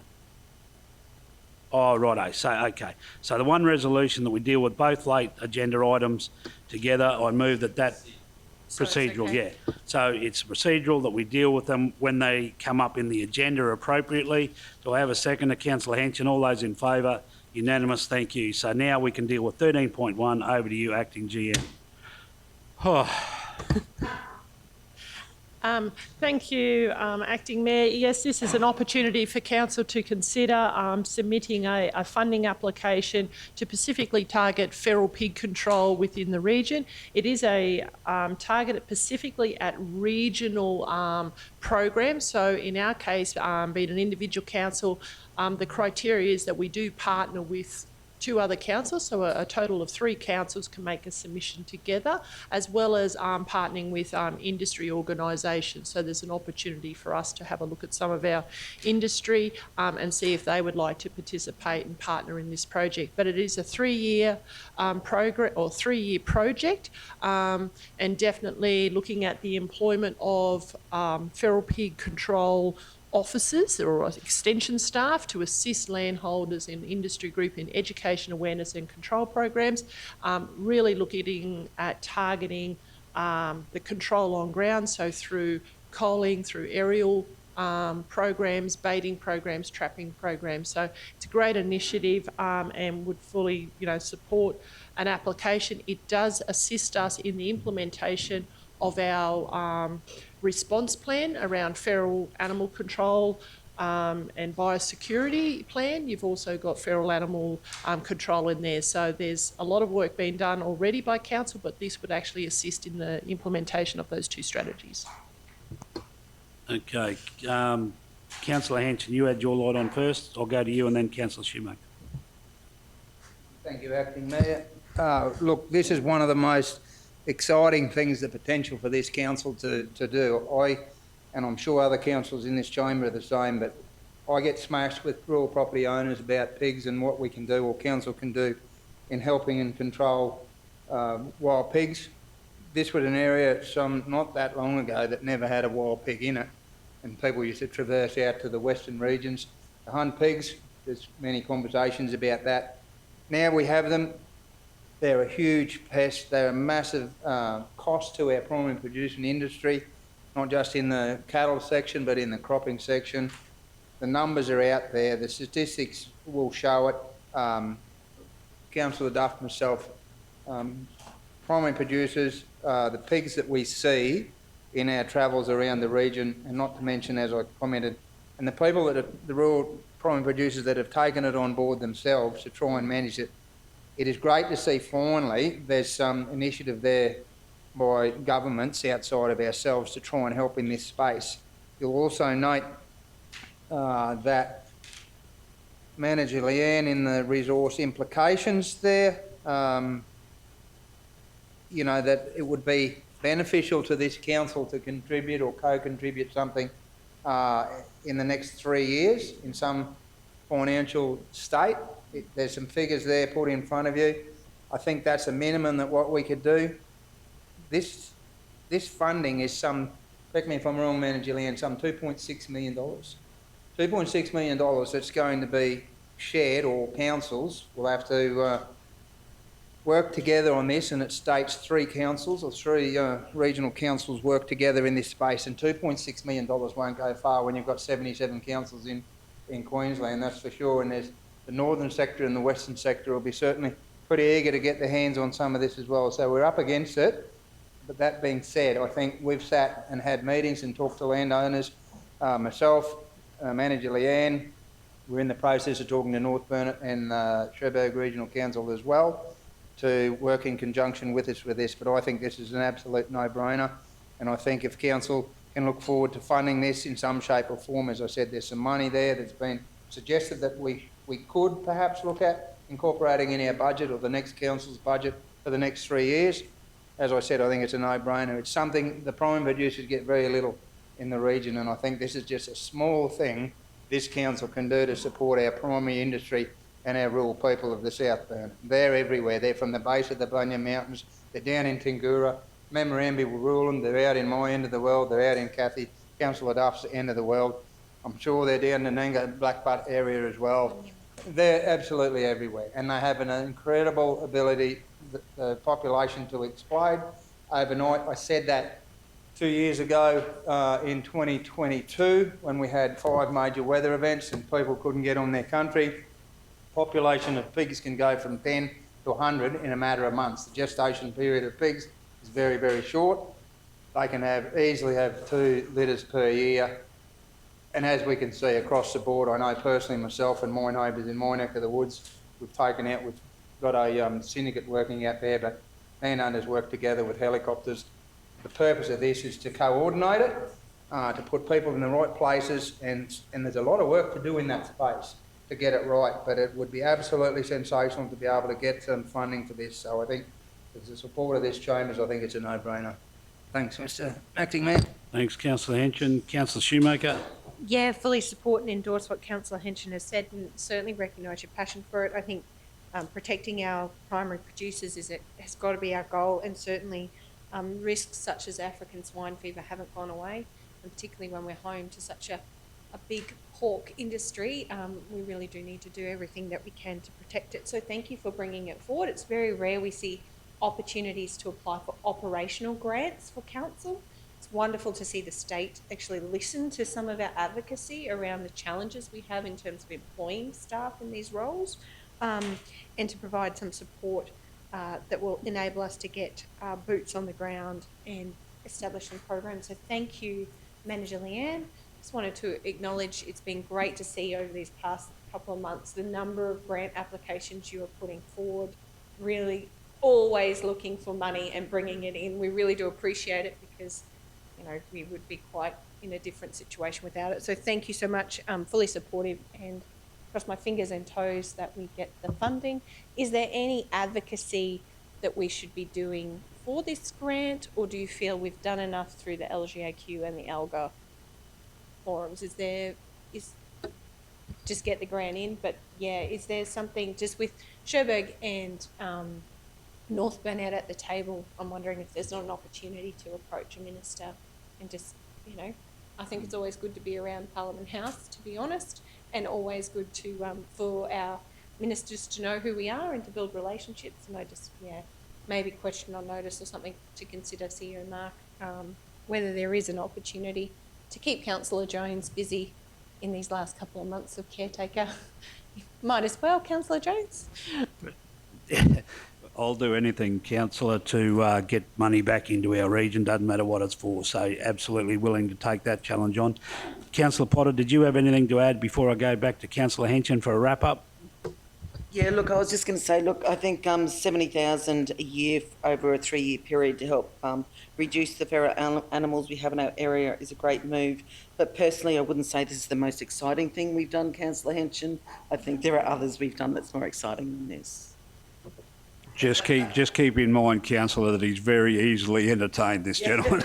Okay, Councillor Henson. Well, I suggest, Councillor Potter, you come with me in an eradication program in a pig hunt one afternoon or night, and we'll see how exciting that is. Councillor Henson, I just want to interrupt. Do you want to move this motion and we'll have a seconder? So Councillor Henson moves it, Councillor Shoemaker seconds it, and can you just do a wrap-up now? And I will, and if I don't mind, I'll address Councillor Shoemaker's question there along with Manager Peterson.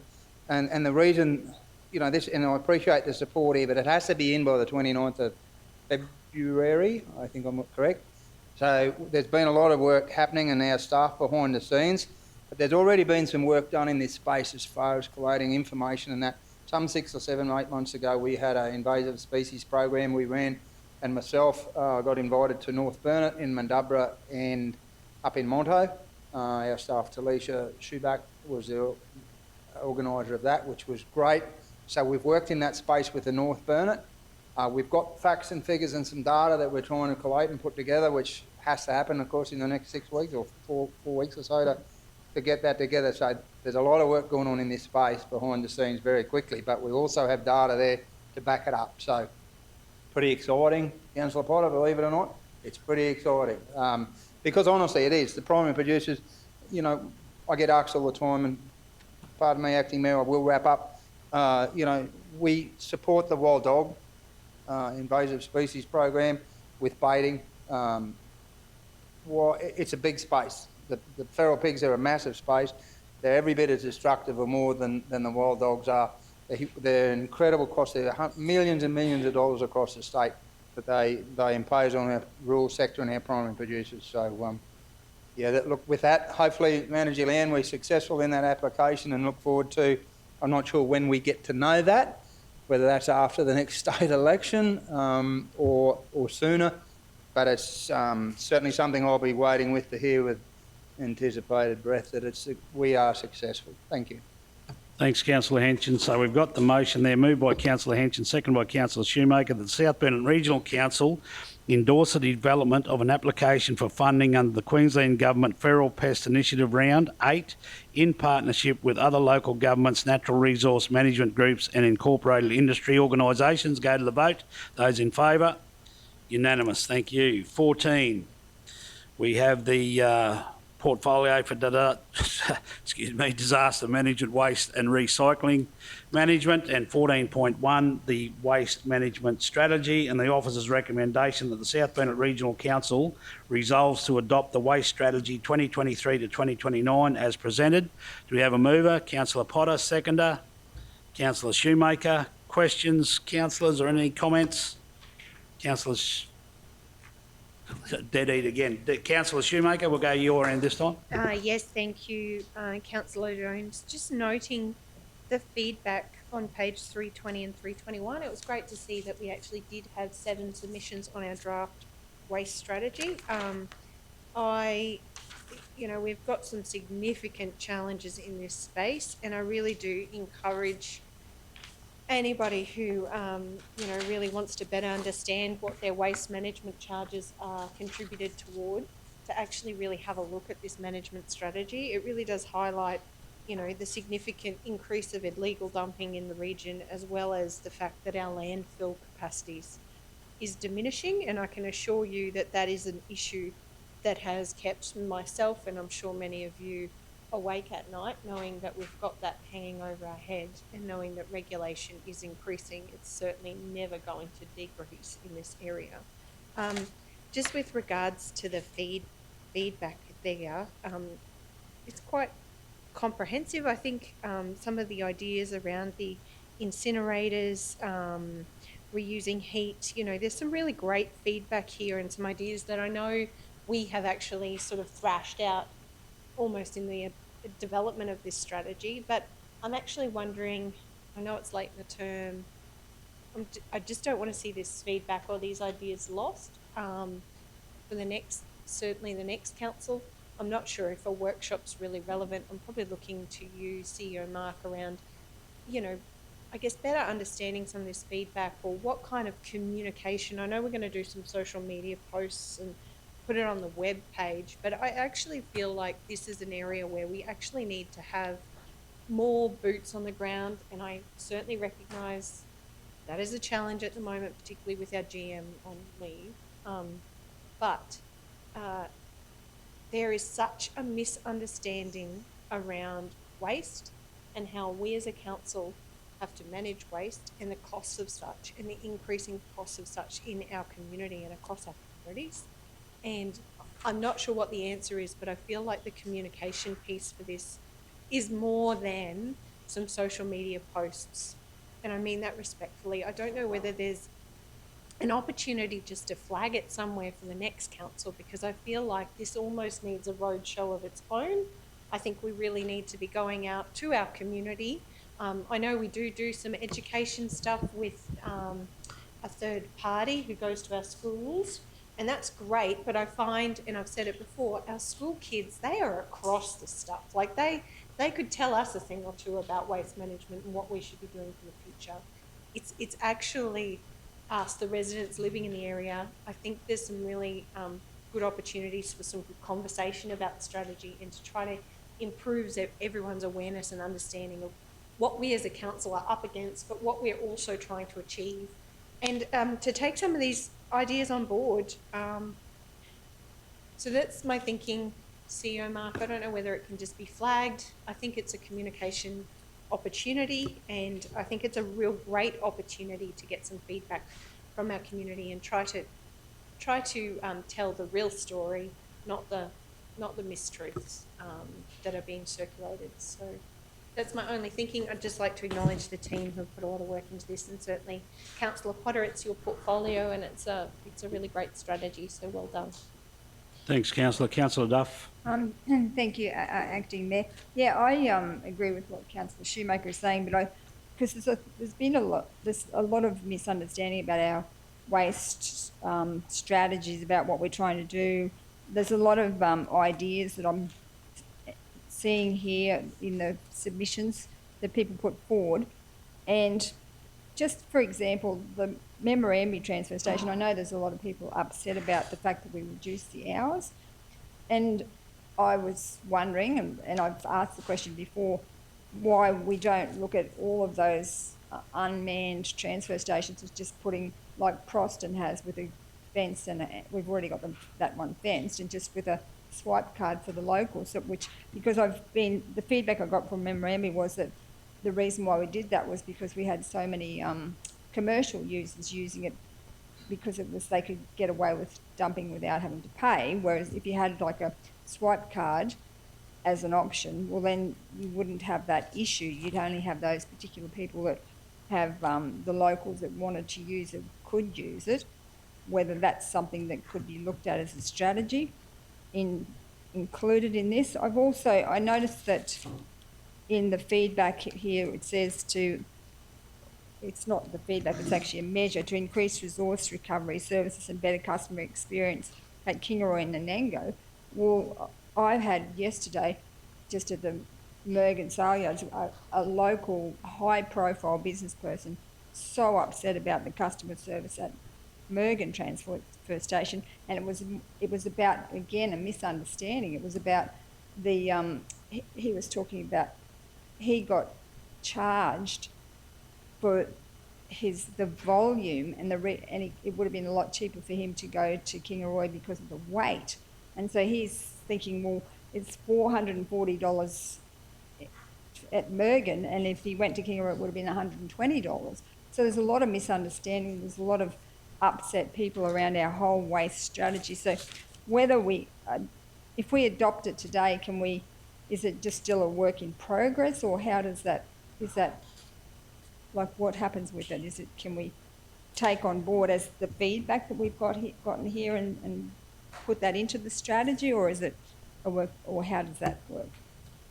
Yep, through you, Acting Chair. Yes, certainly my understanding with strategies that they are living documents. We evolve with it as our community is coming on board and we're starting to implement it. There will be opportunities that will need further investigation. So that's what I see from the communication that you have received back, your written responses and your ideas. They're all sorts of things that we need to continue to investigate for the future, and I think you're all saying the right things. This is going to continue to grow and increase as our community is definitely wanting to see changes in waste management. So, I don't see this as just being parked, and it will continue to evolve over time, and these ideas would have further input into how we do things and what are the opportunities.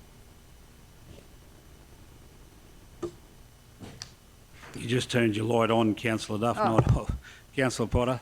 Yeah, thank you. Look, this is really an exciting area and an exciting time for waste management at the moment.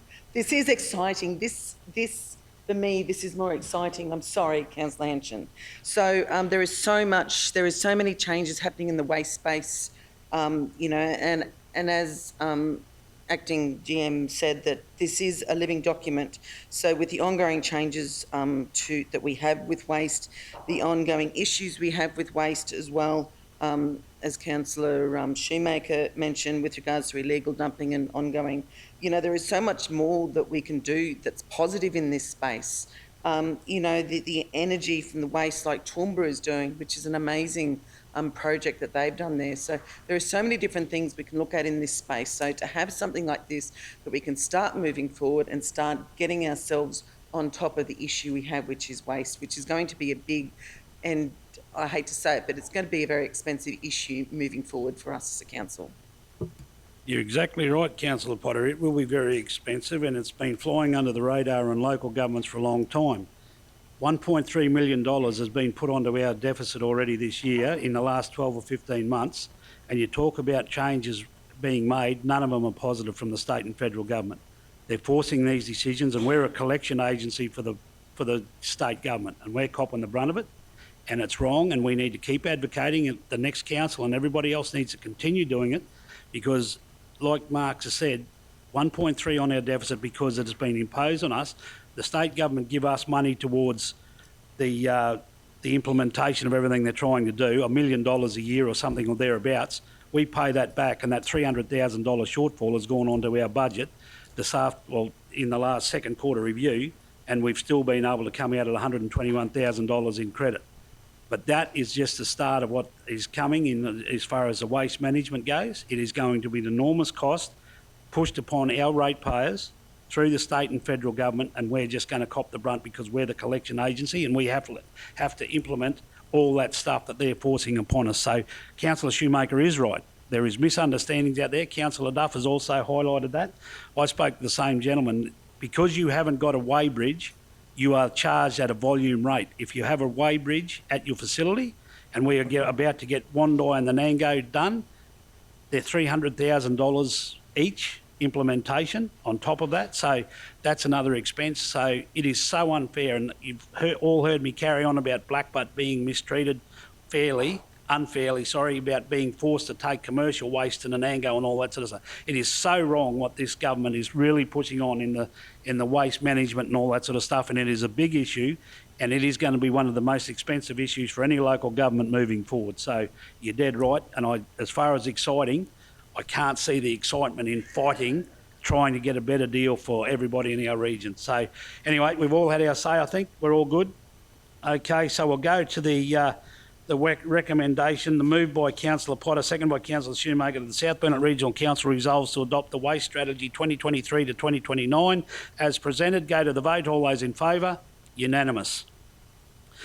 15.1, request to apply for Community Energy Upgrades Fund Round 1. And that is found on page 322. And the officer's recommendation is that the South Burnett Regional Council delegate to the Chief Executive Officer for a grant application to be submitted for funding under the Community Energy Upgrades Fund Round 1. Do we have a mover? Councillor Shoemaker, seconded Councillor Duff. Councillor Shoemaker, comments? I just really hope that we're successful. It's wonderful to see that we can apply for up to $2.5 million to help as a cash contribution, co-contribution toward actually installing solar and other energy efficient methods across our facilities.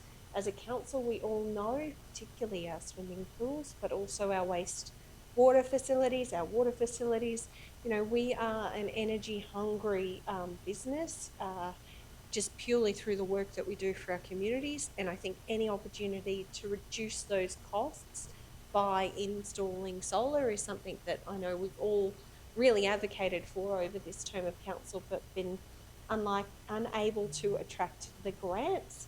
It's great to see us once again reaching out there and applying, and I really just hope, I think this is an area where if we can get those facilities humming using renewable energy, it will actually reduce our operating costs quite significantly. So thank you for bringing it forward. I understand you've got a little bit of time to work on the application up until April, and I really just, fully supportive. I think the more that we can do in this space, the better. I also know there are a number of other councils that I've been keeping an eye on who are doing some amazing work in this space. What Thunderwindy has done with their bioenergy projects and these sorts of things. I get excited. I know this is a small step forward, but in terms of that bigger picture, there is so much that we can do in this space. And with our landfills, the flaring opportunities and those sorts of things into the future, may not be right today. I think as long as we keep having the conversation and get hungrier, looking for these kind of efficiencies, the better. So thank you for bringing it forward. My fingers and toes are crossed. Councillor Duff. No, you don't want... Oh, sorry. Okay, any other comments? If not, we'll go to the vote. Moved by Councillor Shoemaker, second by Councillor Duff, that the South Burnett Regional Council delegate to the Chief Executive Officer for a grant application to be submitted for funding under the Community Energy Upgrades Fund Round 1. All those in favour? Unanimous. Thank you. 15.2. Renewal of term lease Memorandum Waste Transfer Station Lot 1 on SP 162935. The officer's recommendation is that the South Burnett Regional Council, 1, accept the offer to renew the term lease of the Memorandum Waste Transfer Station, being Lot 1 on SP 162935 for a further 10-year term, and 2, pursuant to Section 2571B of the Local Government Act 2009, the Council resolves to delegate to the Chief Executive Officer the power to negotiate, finalise and execute the term lease between the State and Council on terms and conditions the Chief Executive Officer reasonably considers as satisfactory to Council. Do we have a mover? Councillor Potter, thank you. Seconded, Councillor Duff. Comments? If not, we'll go to the vote. We have the recommendation, the motion moved by Councillor Shoemaker. Just going to note, it's I didn't realise we actually didn't own the land for the transfer station. So my question is it state government land or is it private land that we've... Sorry if I've missed it in the report. That's okay. Through you, But the Chair. lease says you're writing to the Yes, the through you, minister? Chair. It is actually state government land that we have a term lease over. And we pay the state government a lease fee. Correct. So the rental is 6% of the rental valuation that they do annually. And that's non-negotiable, obviously. No, it's not negotiable. I think they might, lend a fella a hand or something.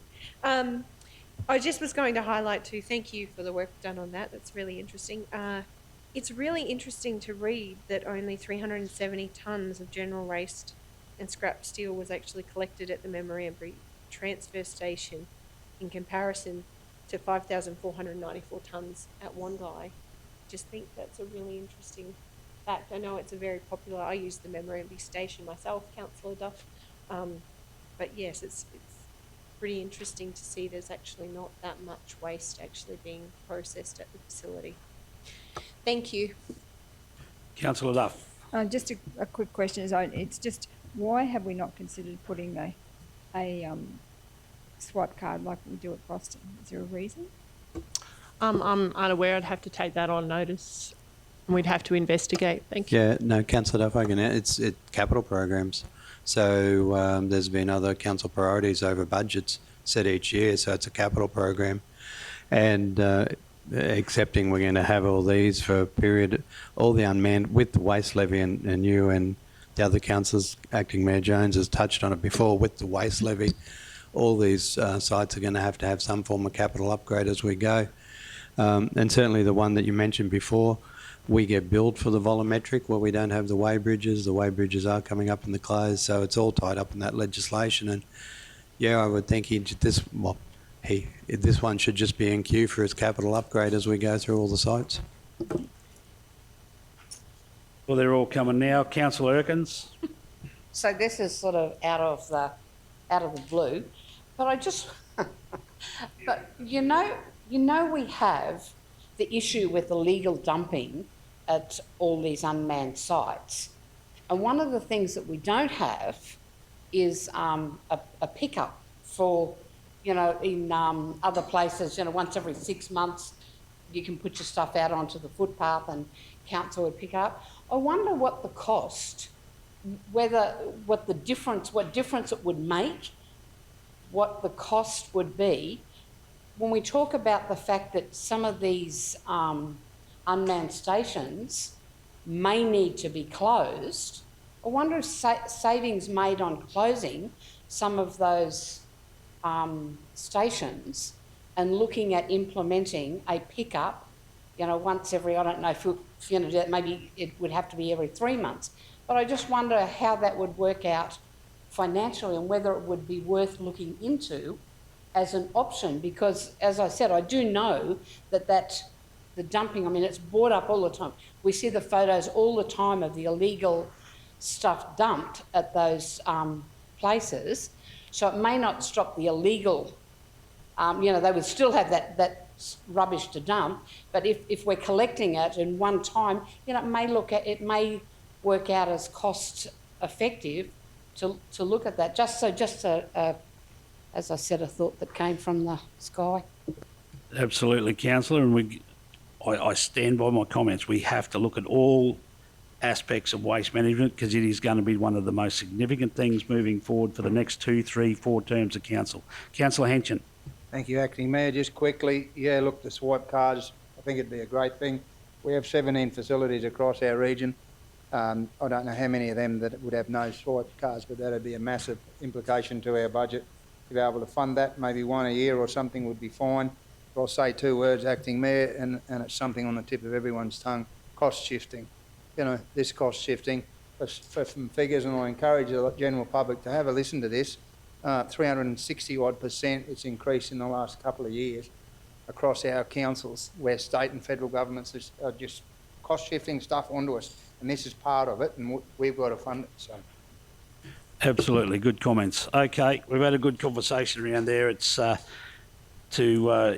as was pointed out, it's non-negotiable, the terms and conditions and all that sort of stuff. So moved by Councillor Potter, second by Councillor Duff, and I present it as read there in front of you. We'll go to the vote. All those in favour? Unanimous. 15.3, consideration of public auction for surplus equipment and furniture, found on 391. The officer's recommendation that Council, 1, in accordance with section 227 and 228 of the Local Government Regulation 2012, it is proposed Council offer surplus equipment and furniture for sale at public tender or auction. Do I have a mover? Councillor Potter, seconded Councillor Henchen. I think it's straightforward. No, we'll go straight. Councillor Schumacher. My only question is just making sure there's nothing else lying around for the auction, I guess, is the thing. I reckon just do a proper clean up and make sure, all that old stuff is out there. One man's trash is another man's treasure. So, please take full advantage of that opportunity. Okay, quickly, Councillor Duff, comment? No. No, you're right. Okay, so we'll go to the vote there. We've moved by Councillor Potter, second by Councillor Henchen, that the Council, in accordance with section 227, 228 of the Local Government Regulation 2012, it is proposed that Council offer surplus equipment and furniture for sale at public tender or auction. All those in favour? Unanimous. 16.1, grant application building bush tourism, found on 393. The South Burnett Regional Council delegate to the Chief Executive Officer for grant applications to be submitted for funding to the Building Bush Tourism Fund. Do we have a mover? Councillor Erkins. Seconder, Councillor Henchen. Comments? Again, we're just putting in for funding. It's a great opportunity. I don't think there's much to happen there. Go to the vote. All those in favour?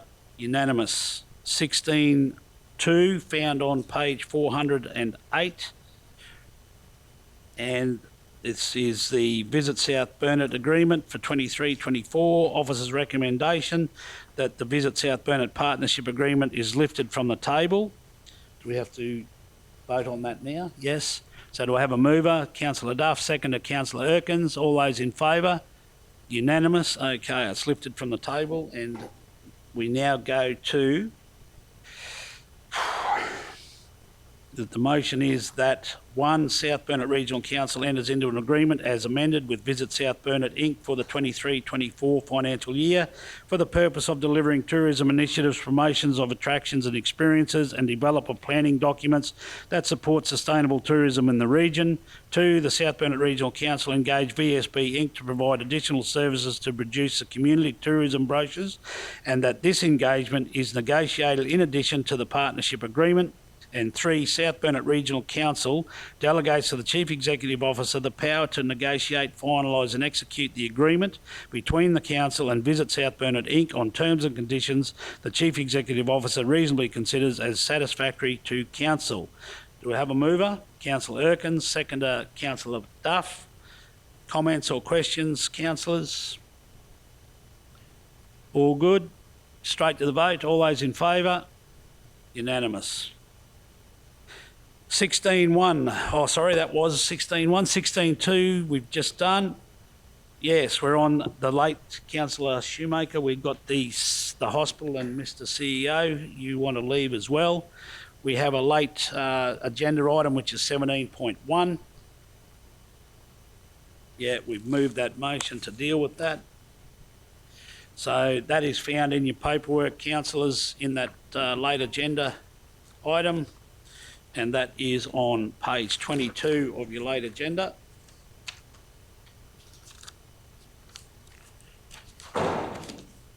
So we had brief discussions around that yesterday, and so we've got the everything there in front of you.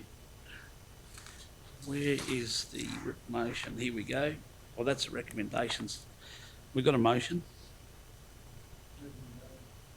Yeah, we need a motion, though, the recommendation.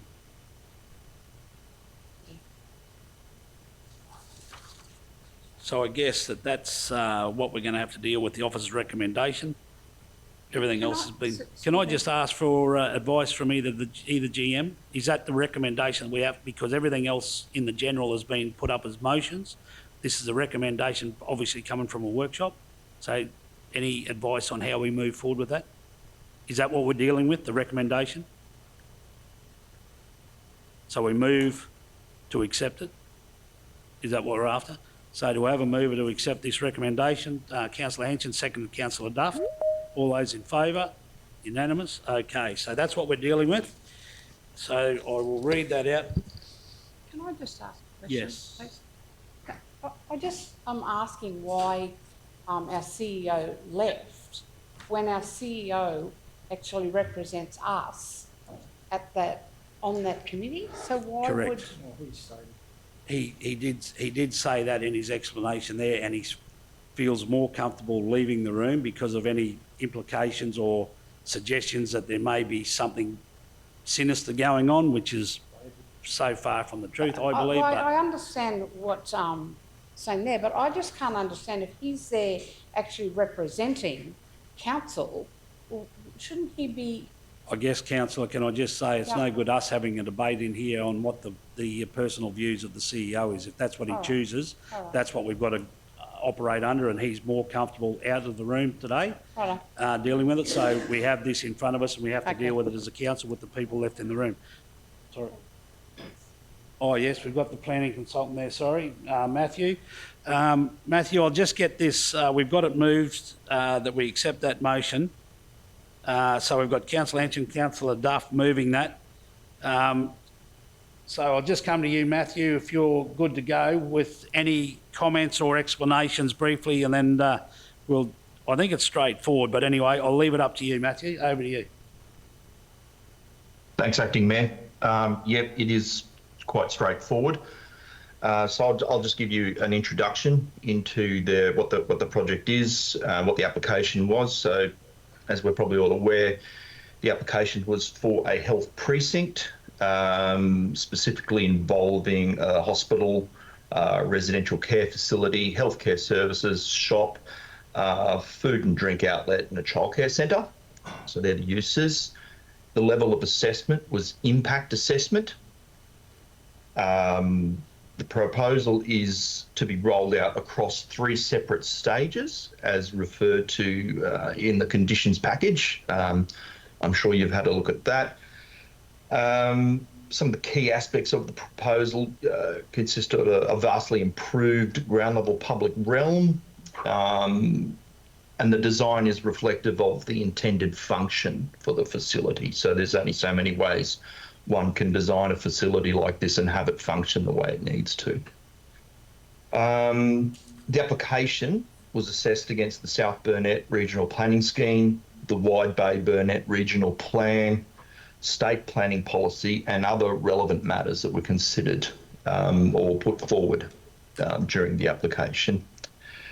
It was publicly notified. The development was publicly notified. We received no submissions.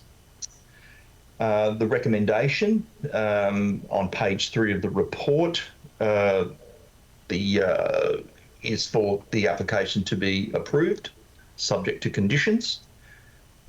And that's the introduction. Yeah, no, thanks, Matthew. And excuse me, it is a pretty straightforward thing, and I think it's just to continue the process to be moving forward. I'll be guided by any of the GMs or anything like that. There's nothing sinister in this. They're just asking to be approved so before we go into caretaker mode that the whole process with the health precinct can continue. Would that be a fair summary? Yep. Aaron? Yeah, through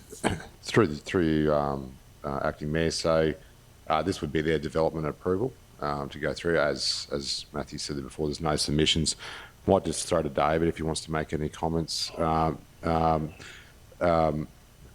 Mayor, and then council has moved and seconded that motion, so then I'll be open for questions or approval.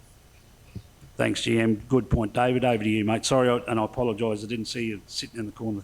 It's okay. Through you, Acting Mayor, the application, just following on from the introduction Matthew's already given you, the application followed the required process through the development approval, so it was lodged. It's been assessed by the officers. It's gone through the public notification.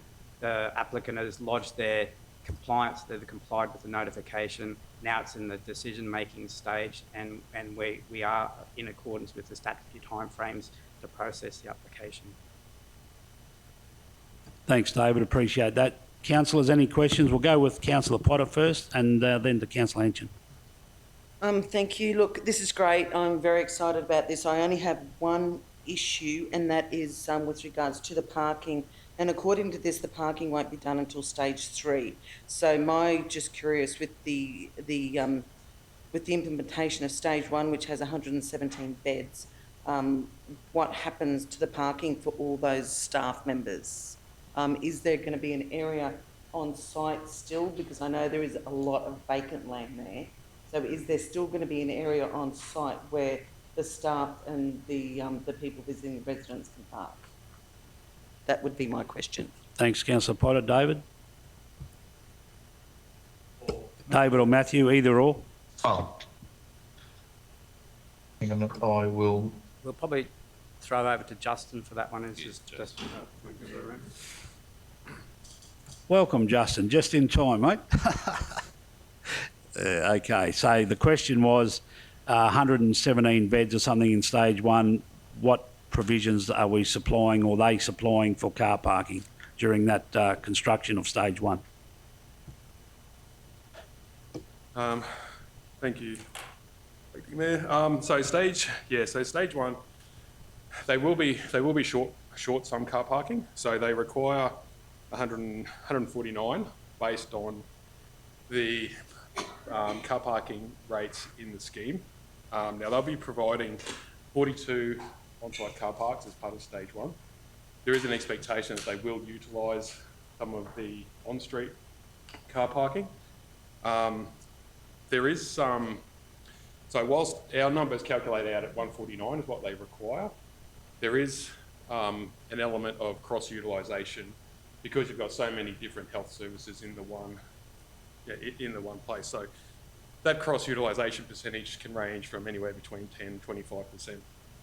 Just depending. So even if you say, look, they needed say 120, they're still short 60 technically.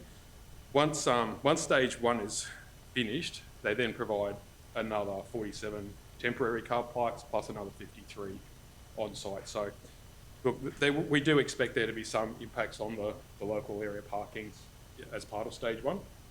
There's not a lot we can do to get around that. We have conditioned traffic management plan for construction, and the details of that will form part of on-street parking details will form part of that. Thanks, mate. I would hate to think that a $130 million health precinct would be held or hindered by something that we could work around and get across with a little bit of issues with car parking temporarily. So, thank you. Councillor Hanson. Yeah, thank you, Acting Mayor. You talk about excitement, whether it be feral pigs or, as Councillor Potter's alluded to, there's nothing comes close to this in our community that is going to have $130 million spent on a hospital facility that we, at the moment, the South Burnett chases everybody away. Myself had to go to Toowoomba the other day, and for a brief period of time, I was a doctor because it was the only car park I could get. I found out that he wasn't actually there for the day, so I didn't have to put a jacket or a stethoscope on, but yeah. But in Toowoomba, the same thing. Parking's going to be an issue when you have a major development like that. You're going to have some inconvenience at some stage. The end result will far outweigh a little bit of inconvenience with parking for the time that has been built, whether it's stage 1, 2 or 3. There's roughly 150 page report there. Absolutely fantastic. I think this would be the biggest game changer in the South Burnett in our lifetime, so you're well done. Yeah, absolutely, totally agree. And Councillor Duff? That's all I was going to say too. I was just going to say, if you want to get excited, that's something that would be really exciting. And I know that Leslie Trout is in the gallery, and she came because she was so excited about this particular development. So this is a great news story for our region. Everyone's talking about health, and but the big ticket item is going to be to make sure that they can get the staff for it, because that's always going to be the challenge if all of those things happen and if they're fully staffed. Imagine how great that's going to be for our region. So it's an exciting, great news story. Happy to support the recommendation. Absolutely. I think if this is coming in, it's going to change. It's built in Kingaroy, but it is for the whole region, and it is massive. So I would like to think that council will do anything they possibly can to help this project progress, providing they meet all the development applications, everything. Nothing illegal, but I'm sure that we'll work around and use common sense and get them across the bridge and get them underway. Any other comments? If not, we'll go to the vote. The motion there, I haven't read it out, but I'll present it as read. It's moved by Councillor Henson, second by Councillor Duff. All those in favour? Unanimous. Thank you. Can we bring the other two back in? Thank you. Thank you, Matthew, for your time, and thanks, David. Thanks for the opportunity. Thanks, mate. Righto, we're on 17.1 now. It's the Tingura Hall finalisation of community consultation. So, Acting Mayor, I just wanted to add... Can we just wait until the others come in, Councillor? And thanks, Justin. Thanks, mate.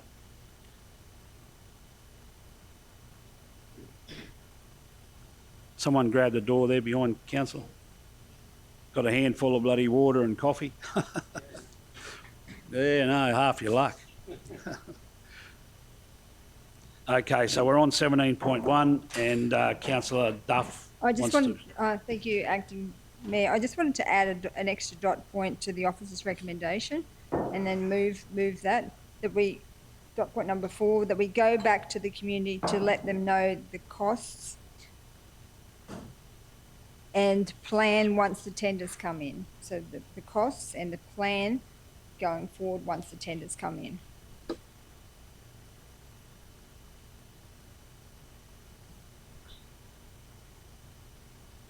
And I'd like to move that. Hey, Councillor Shoemaker, you... I'll second it. I'd like to run another dot point past Councillor Duff, if that's okay. Just that we investigate opportunities to partner with the Warulan Hall Committee to reuse the floor for the Warulan Hall. And I'll speak to that because I've had some conversations. Would you like me to speak to that or wait for it to be moved? Just had some conversations with a couple of the Warulan Hall Committee members who'd mentioned that the Warulan Hall floor is actually up for renewal. And they mentioned that as Councillor Potter has advocated for a long time, that the Tingura Hall had the best floor, I believe, in the whole of the South Burnett. Although I think Bowie would probably argue that. So I did have some conversations with them to say, look, this is some of the community feedback. They said if the floor is available, they're looking at renewing their floor, which would be buying new timber, and they would actually really like the idea, being that we're ruins only a stone throw away, of perhaps reusing it, if they can. You know, I'm not sure, there's no, yes, this has to happen, but I just think it's worth a conversation with the whole committee to see if it is an option during this process. And that's why I've brought it up. Thank you. So everyone's happy with those additions, Councillor Duff? Not that yeah, we haven't moved it or anything yet. So I moved it and Councillor Shoemaker seconded it. So yep. Yeah. I'm happy with the addition. Yeah. And I think that's a good conversation to have. And just wanted to add why I put the go back to the community, because I believe that the community were asking about the costs, and we didn't actually clarify that we were going ahead and just going to demolish it. I think we need to have that go through the process once more with the community just to finalise and close it out so that there's no questions about, we weren't told. So I think it's very important we go back to the community. So that's why I want to add that extra dot point, but happy to support the recommendation. Thank you. Thank you. Unless there was another meeting that I didn't attend, I thought everyone was pretty comfortable with the fact that they understood the costs of trying to refurb that existing hall and bring it back and all that sort of stuff, and they were quite comfortable moving forward that we would utilise, and in regards to the floor, some of the timber and all that is taken out is to be used into the rebuild and all that sort of stuff. Councillor Hanshin? Yeah, thank you. Don't disagree with anything here. And the night we were down there, the community was very receptive to everything that was tabled that night. And thank you, Manager Leanne, and the costings that were done on that. It just needs to be noted that in relation to the use of the flooring, and that's fine. I hope people aren't disappointed when that floor gets pulled up and it's been not in use for some 15 or 20 odd years. And remembering anything underneath that Tingura Hall, I'll rest assured you won't line up with anything under the Warulin Hall, which means you're going to have 50,000 nails in the floor out of the Tingura Hall and 49,000 nails in the Warulin Hall that aren't going to line up on bearers or anything. So I hope the community's well aware and be made aware that that's a great suggestion, of course. We'll see what happens. As it was suggested, anything that was salvageable out of that hall, once you start putting pinch bars and hammers in there, it mightn't just be what it's cut up to be. Sounds like you're going to be excited, Mr. Hanshin, when you're going down there with no more gaps or no more nails and filling in all them holes. Councillor Shoemaker, briefly. Yeah, thank you, Councillor Jones. Look, I am, while I understand this is necessary and it is something that the community shared. We had a very robust conversation with the Tingura community and everyone was supportive of this move. I am still quite sad to see the hall go, to be honest, and I understand all the reasons why, and I'm supportive of the recommendation as it stands, because I know we will, the next council, and I really do hope they do, stand by the commitment to really listen to that community and deliver on something that's right for today, But I did just want to acknowledge, I still think and I hold it was absolutely extraordinary that during times of war and during times when community was really down and out, that community, those few local members of our community took out a loan, established a committee, and they built that hall. That's extraordinary. That during a time of Great Depression, during a time when our community suffered immeasurable losses of men and women who did not come home, they built that hall so that they could come together. And I really do stand by that commitment that we replace this asset with something that allows that community to continue to come together, just as their original pioneers and those original families really did intend. Thank you for the work that's happened. I know it's been a really difficult conversation, and I just want to remind the community, I know there's social media commentary about this. I don't spend a lot of time on social media. I don't think it's a very productive space personally, but You know, I recognise the community's comments, and I just want the community to know that that hasn't gone unheard, and that this has not been an easy decision for anyone. Ideally, in an ideal world, we would spend the $1 million. If I had a spare $1 million, I tell you what, I'd drop it in an envelope past the Tinkerer Hall and fix it up tomorrow. The reality is that that's not possible, and even if we did spend the $1 million on refurbing it, there's no guarantee that it will be used into the future, and then the community is holding on to an asset that we're not using, and we're funding an asset that we're not using. And at the end of the day, that's at the cost of our ratepayers, who are already doing the heavy lifting in our region. So this wasn't an easy decision, and I just wanted to acknowledge those incredible families from the Tingura community who built that hall, and because it certainly played an enormous role in forming that community in those early years. Thank you, Councillor Jones. Thanks, Councillor. So we've got the motion there, moved by Councillor Duff, seconded by Councillor Shoemaker, with 2 additions to the original one, and I'll present it as read. We'll go to the vote. All those in favour?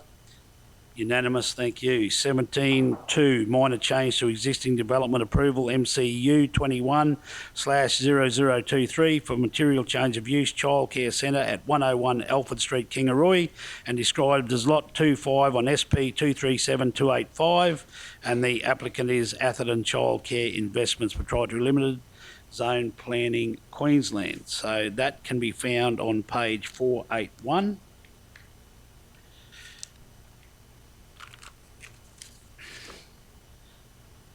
Where's the recommendation? Oh, sorry. Where have I gone? There we go. So the officer's recommendation is that council approve the request to change approval minor pursuant to the provisions of section 81 of the Planning Act 2016 and subject to the amendments listed below, deleted text in whatever, strike through, and new text in bold. So do we have a mover? Councillor Shoemaker, seconder. Councillor Potter. Comments? Councillor Shoemaker. Thank you, Councillor Jones. I just want to acknowledge I've been over this report. The changes seemed, relevant, and I really do appreciate the work that you've done to work through the proponent with this. I think the most exciting thing is that the centre has gone from accommodating 54 children to 66.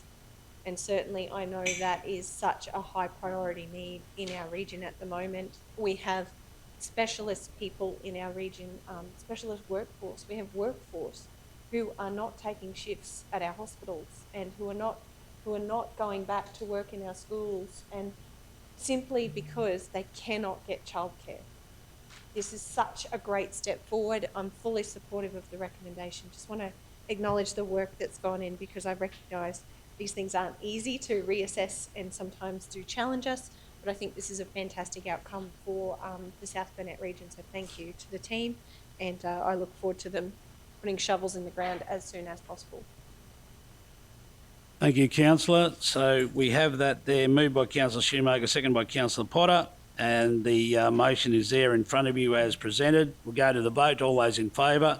Unanimous, thank you. We now move on to 17.3 and 481, and it's a negotiated report for material change of use, renewable energy facility, Toomaroo Solar Farm and major electricity infrastructure, battery energy storage system at 341 Bowman Road, Taromio, and described as Lot 2 on SP 155-159, applicant Australian Solar Enterprises, Gilvare Planning. And the recommendation is that council approve the negotiated decision request for the material change of use for renewable energy facility, Toomaroo Solar Farm and battery storage facility at 341 Bowman Road, Taromio, and described as Lot 2 on SP 155-159, subject to the following conditions, and they're there all in front of you, and no doubt you would have read them leading up to the meeting.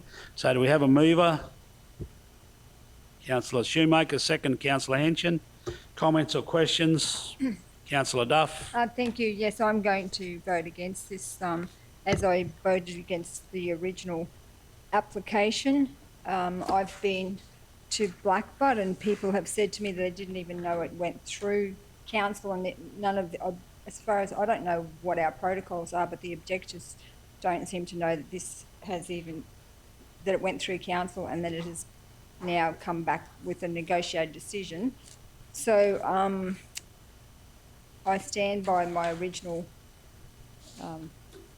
thoughts that the LNP have asked for a moratorium on these kind of developments until we get it right. The people I've spoken to, some of the people who border, there's up to 50 allotments border onto that particular development. They're worried about the fire risk. They're worried about all sorts of things, and there doesn't seem to have been that sort of communication. I know there was thousands of letters apparently went out, but a lot of them didn't read the letters. They believe there was communication breakdown because there was a power line issue at the same time being, and then there was confusion about the power line as opposed to the solar farm, and so there hasn't been clarity in the community, and so I'm supporting a lot of people in the community who are concerned about this development. I went there and had a look, and it's agricultural land, and it's going to have just be covered in solar panels, similar to what you see when you drive into towards Gympie. It's just an eyesore. They're concerned about it, and so I'm supporting a percentage of the community as their voice. Thank you. Councillor Duff, can I just ask you a question? When you say you've identified it as agricultural land, any idea what class of agricultural land you would class that as? Is it A class, B class, C class? It's not good quality agricultural land, but just the same, it's agricultural land, and people who moved there would have believed that was what they were signing up for, and now it's going to be what I would regard as heavy industrial right beside where they're living. So I think that they do have a legitimate concern about the cost of the real estate, the loss of their, what they purchased that land for. So, yeah, there's a whole heap of arguments around that particular development in that particular spot. Yep, don't disagree with you. I've seen and heard it all. Yep, Councillor Shoemaker. Thank you, Councillor Jones. I just wanted to check, I've been over the report, the minor changes seem reasonable, but I wondered if our planner may like to give us an overview. Through the chair, councillors, the application was approved by council in November meeting. It is now in its applicant appeal period. The applicant has suspended their appeal provisions so they can make these representations to us. So once that finishes, then the submit appeal period will, once we determine this, then the submit appeal period will commence after the balance of the submitted period has ended. So the submitters have not been notified yet. Once this period is finished, the submitters will be notified of the application, and then that's when the notice goes to the submitters, and they have their appeal period following the applicant appeal period. So that's in terms of the process. But yes, Councillor, you're correct. It's minor changes are proposed as part of these representations. Just they wanted the description. There's a minor change to that to just clarify it's a battery energy storage system. There's a change also about the height limits applied to the buildings, not the electricity structure, reticulation lines, which are obviously higher than the height limits of the building. So that's a clarification, that condition. Then there was two other conditions about chemical storage and environmental harm. They were in the material change of use conditions for the planners. They're also reflected in some engineering conditions. So there's a duplication. The engineering conditions require an environmental management plan to be submitted and endorsed by council. Therefore, that override the conditions 19 and the 20. So we agreed to delete the duplicated conditions. Thank you. And I just want to confirm, in terms of the documents, it's my understanding from my review of the information provided here, that they have actually received advice to improve the soil quality in livestock pasture. There's actually a report prepared. The company has actually investigated what the opportunity may be to co-locate both pasture and solar farm. Would I be... Council, I'd have to take that on notice because that would have formed part of the original application, but we can clarify that. Yeah, it's on page 482, just as a document around some of, I guess, the work that they've done in putting forward this application. I was just really impressed to see that's obviously on their mind to invest with our local guys, E. Muir and Sons, to actually consider advice around what they can do to improve the soil quality and pasture. Just in wrapping up, Councillor Jones, I feel the minor changes are reasonable. As I've said before, our region has powered the state for the past 30 years. We know our future, and the way we will do that into the future is changing. We have a choice to be part of the changes and put provisions in place that mean we get better outcomes for our community by working together. There are no sound planning provisions not to approve this application. I personally would rather work with you and the applicant and the community to see this development delivered in a positive and proactive way. If it is left to planning court, I would like to remind our community and our council of this. If we did not approve this application and it was left to planning court, it would firstly cost our ratepayers a lot of their hard-earned dollars in fighting a case that we will not win. And secondly, it removes our ability to enforce conditions on the applicant. Conditions that include the decommissioning of the site, the way waste will be managed, the way their investment in road infrastructure, their investment in community infrastructure. If we did not approve this application, it removes and revokes our right as a council to have any say in those conditions. I personally am not prepared to do that on behalf of the South Burnett people, hand in my right to enforce this company to do as they say, to do the right thing by our community. And so I stand by my, my decision, as many of you, to approve this application, because council will retain the powers of prosecution. And it's important to remember this is not the first and it will not be the last application we receive. We are part of the Southern Queensland Renewable Energy Zone. That is a decision of the state government. This is going to continue to happen in our backyard, whether we like it or not. And quite personally, I would prefer to see us at the table advocating for better outcomes than leaving it to the hands of the planning court. Fully supportive of the recommendation. Thank you, Councillor Jones. Thank you, Councillor Shoemaker. So we've got the motion there in front of us, moved by Councillor Shoemaker, second by Councillor Henson. I'll present it as read. We'll go to the vote. All those in favour? Councillor Erkins, sorry. No, back to you. Quick. Yep. I was just going to say that we've all had the experience of the past solar plan where we did refuse it and it went to the planning court and we lost. It cost the ratepayers. So probably just following up and agreeing with Councillor Shoemaker, that is what's influencing my decision. I would like to be in a position to set conditions. Thank you. Councillor Henson, quickly. Yeah, I think, Acting Mayor, I'll be very quick. Yeah, I don't necessarily agree with all of this either, as Councillor Duff has alluded to. I'm not going to go to a planning court knowing full well, and all the boxes have been ticked in this development application, that we will lose, as has been proven before, and we will use ratepayer money on it. The other thing mentioned about the LNP and a moratorium on it, they're not in power. While we've got a government that's hell-bent on renewables, we, the council, don't have much say in it. So, yeah, unfortunately, I could sit here and disagree with it as well, but we will cost the ratepayer, no doubt, a very big six-figure sum. Thank you. Yeah, well said, Councillor. Any other comments now? So no, all good. So we'll go again. Councillor Shoemaker moved the motion, second by Councillor Henson, presented as read. We'll go to the vote. All those in favour? So we've got Councillor Shoemaker, Erkins, Potter, Henson and Jones in favour. Those against? Councillor Duff. Motion carried 5 votes to 1.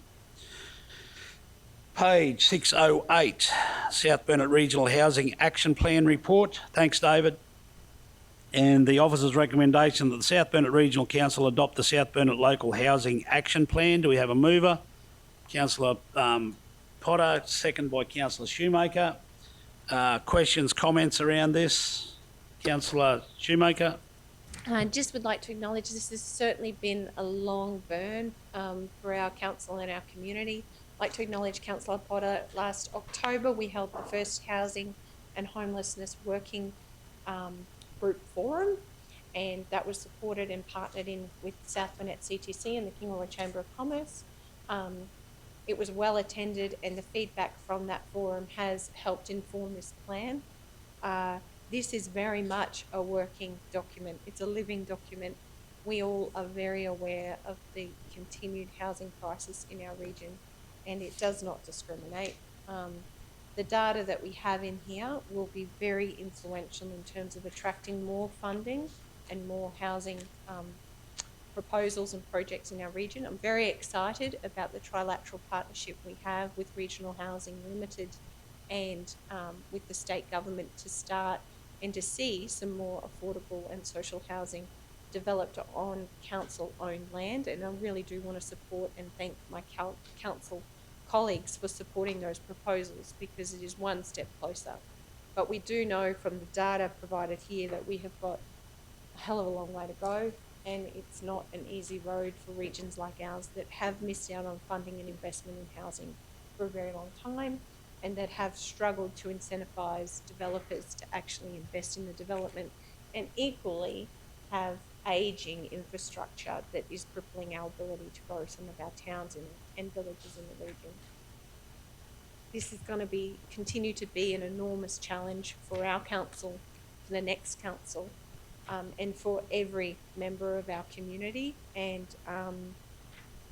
all I can say is it's a great start, but the work is far from done. And it's just wonderful to have all of that data and all of that feedback collected in this plan, and to share a similar vision and to continue to keep chipping away at this problem, which, you know, is not going to go away. So thank you to my colleagues for the opportunity to work with you in the development of this, and thank you to certainly our council team, and certainly Paul Turner, who I know is very passionate and has put forward some pretty exciting housing proposals as well for council's endorsement. All I can hope is that we continue to chip away at these priority actions and continue to see that gradual change.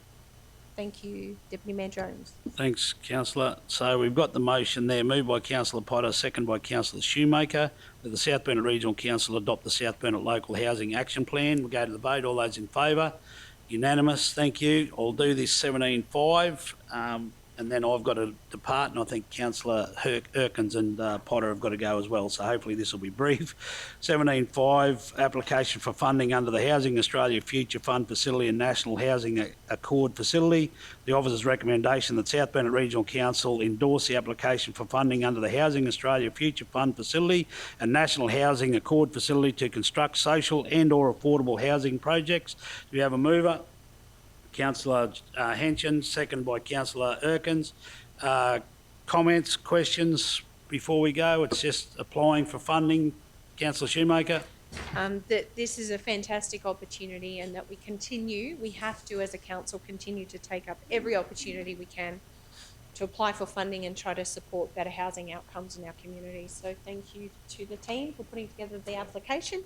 And yes, I really do hope we are successful. We've had some great success with other projects, and really we just need to keep building on it. So thank you. No other comments. We've got the motion there, moved by Councillor Hanson, second by Councillor Erkins, as presented. Go to the vote. All those in favour? Unanimous. Thank you. That gets us to the confidential section, but I'm going to move that we break for lunch, do whatever you wish, because I have to leave. I'm over time, and I know there's two other councillors and we haven't got a quorum. I'm in your hands, CEO. What do we do? Yous can. Well, I'm happy to depart and hand over to whoever wants to finish the confidential section. So, Councillor Hanson or whoever, I don't really care too much. Move forward. Thank you. I apologise, I have to go. Got to go to a dentist in Toowoomba, so. Thank you all. I hope you all have an enjoyable day, and thank you.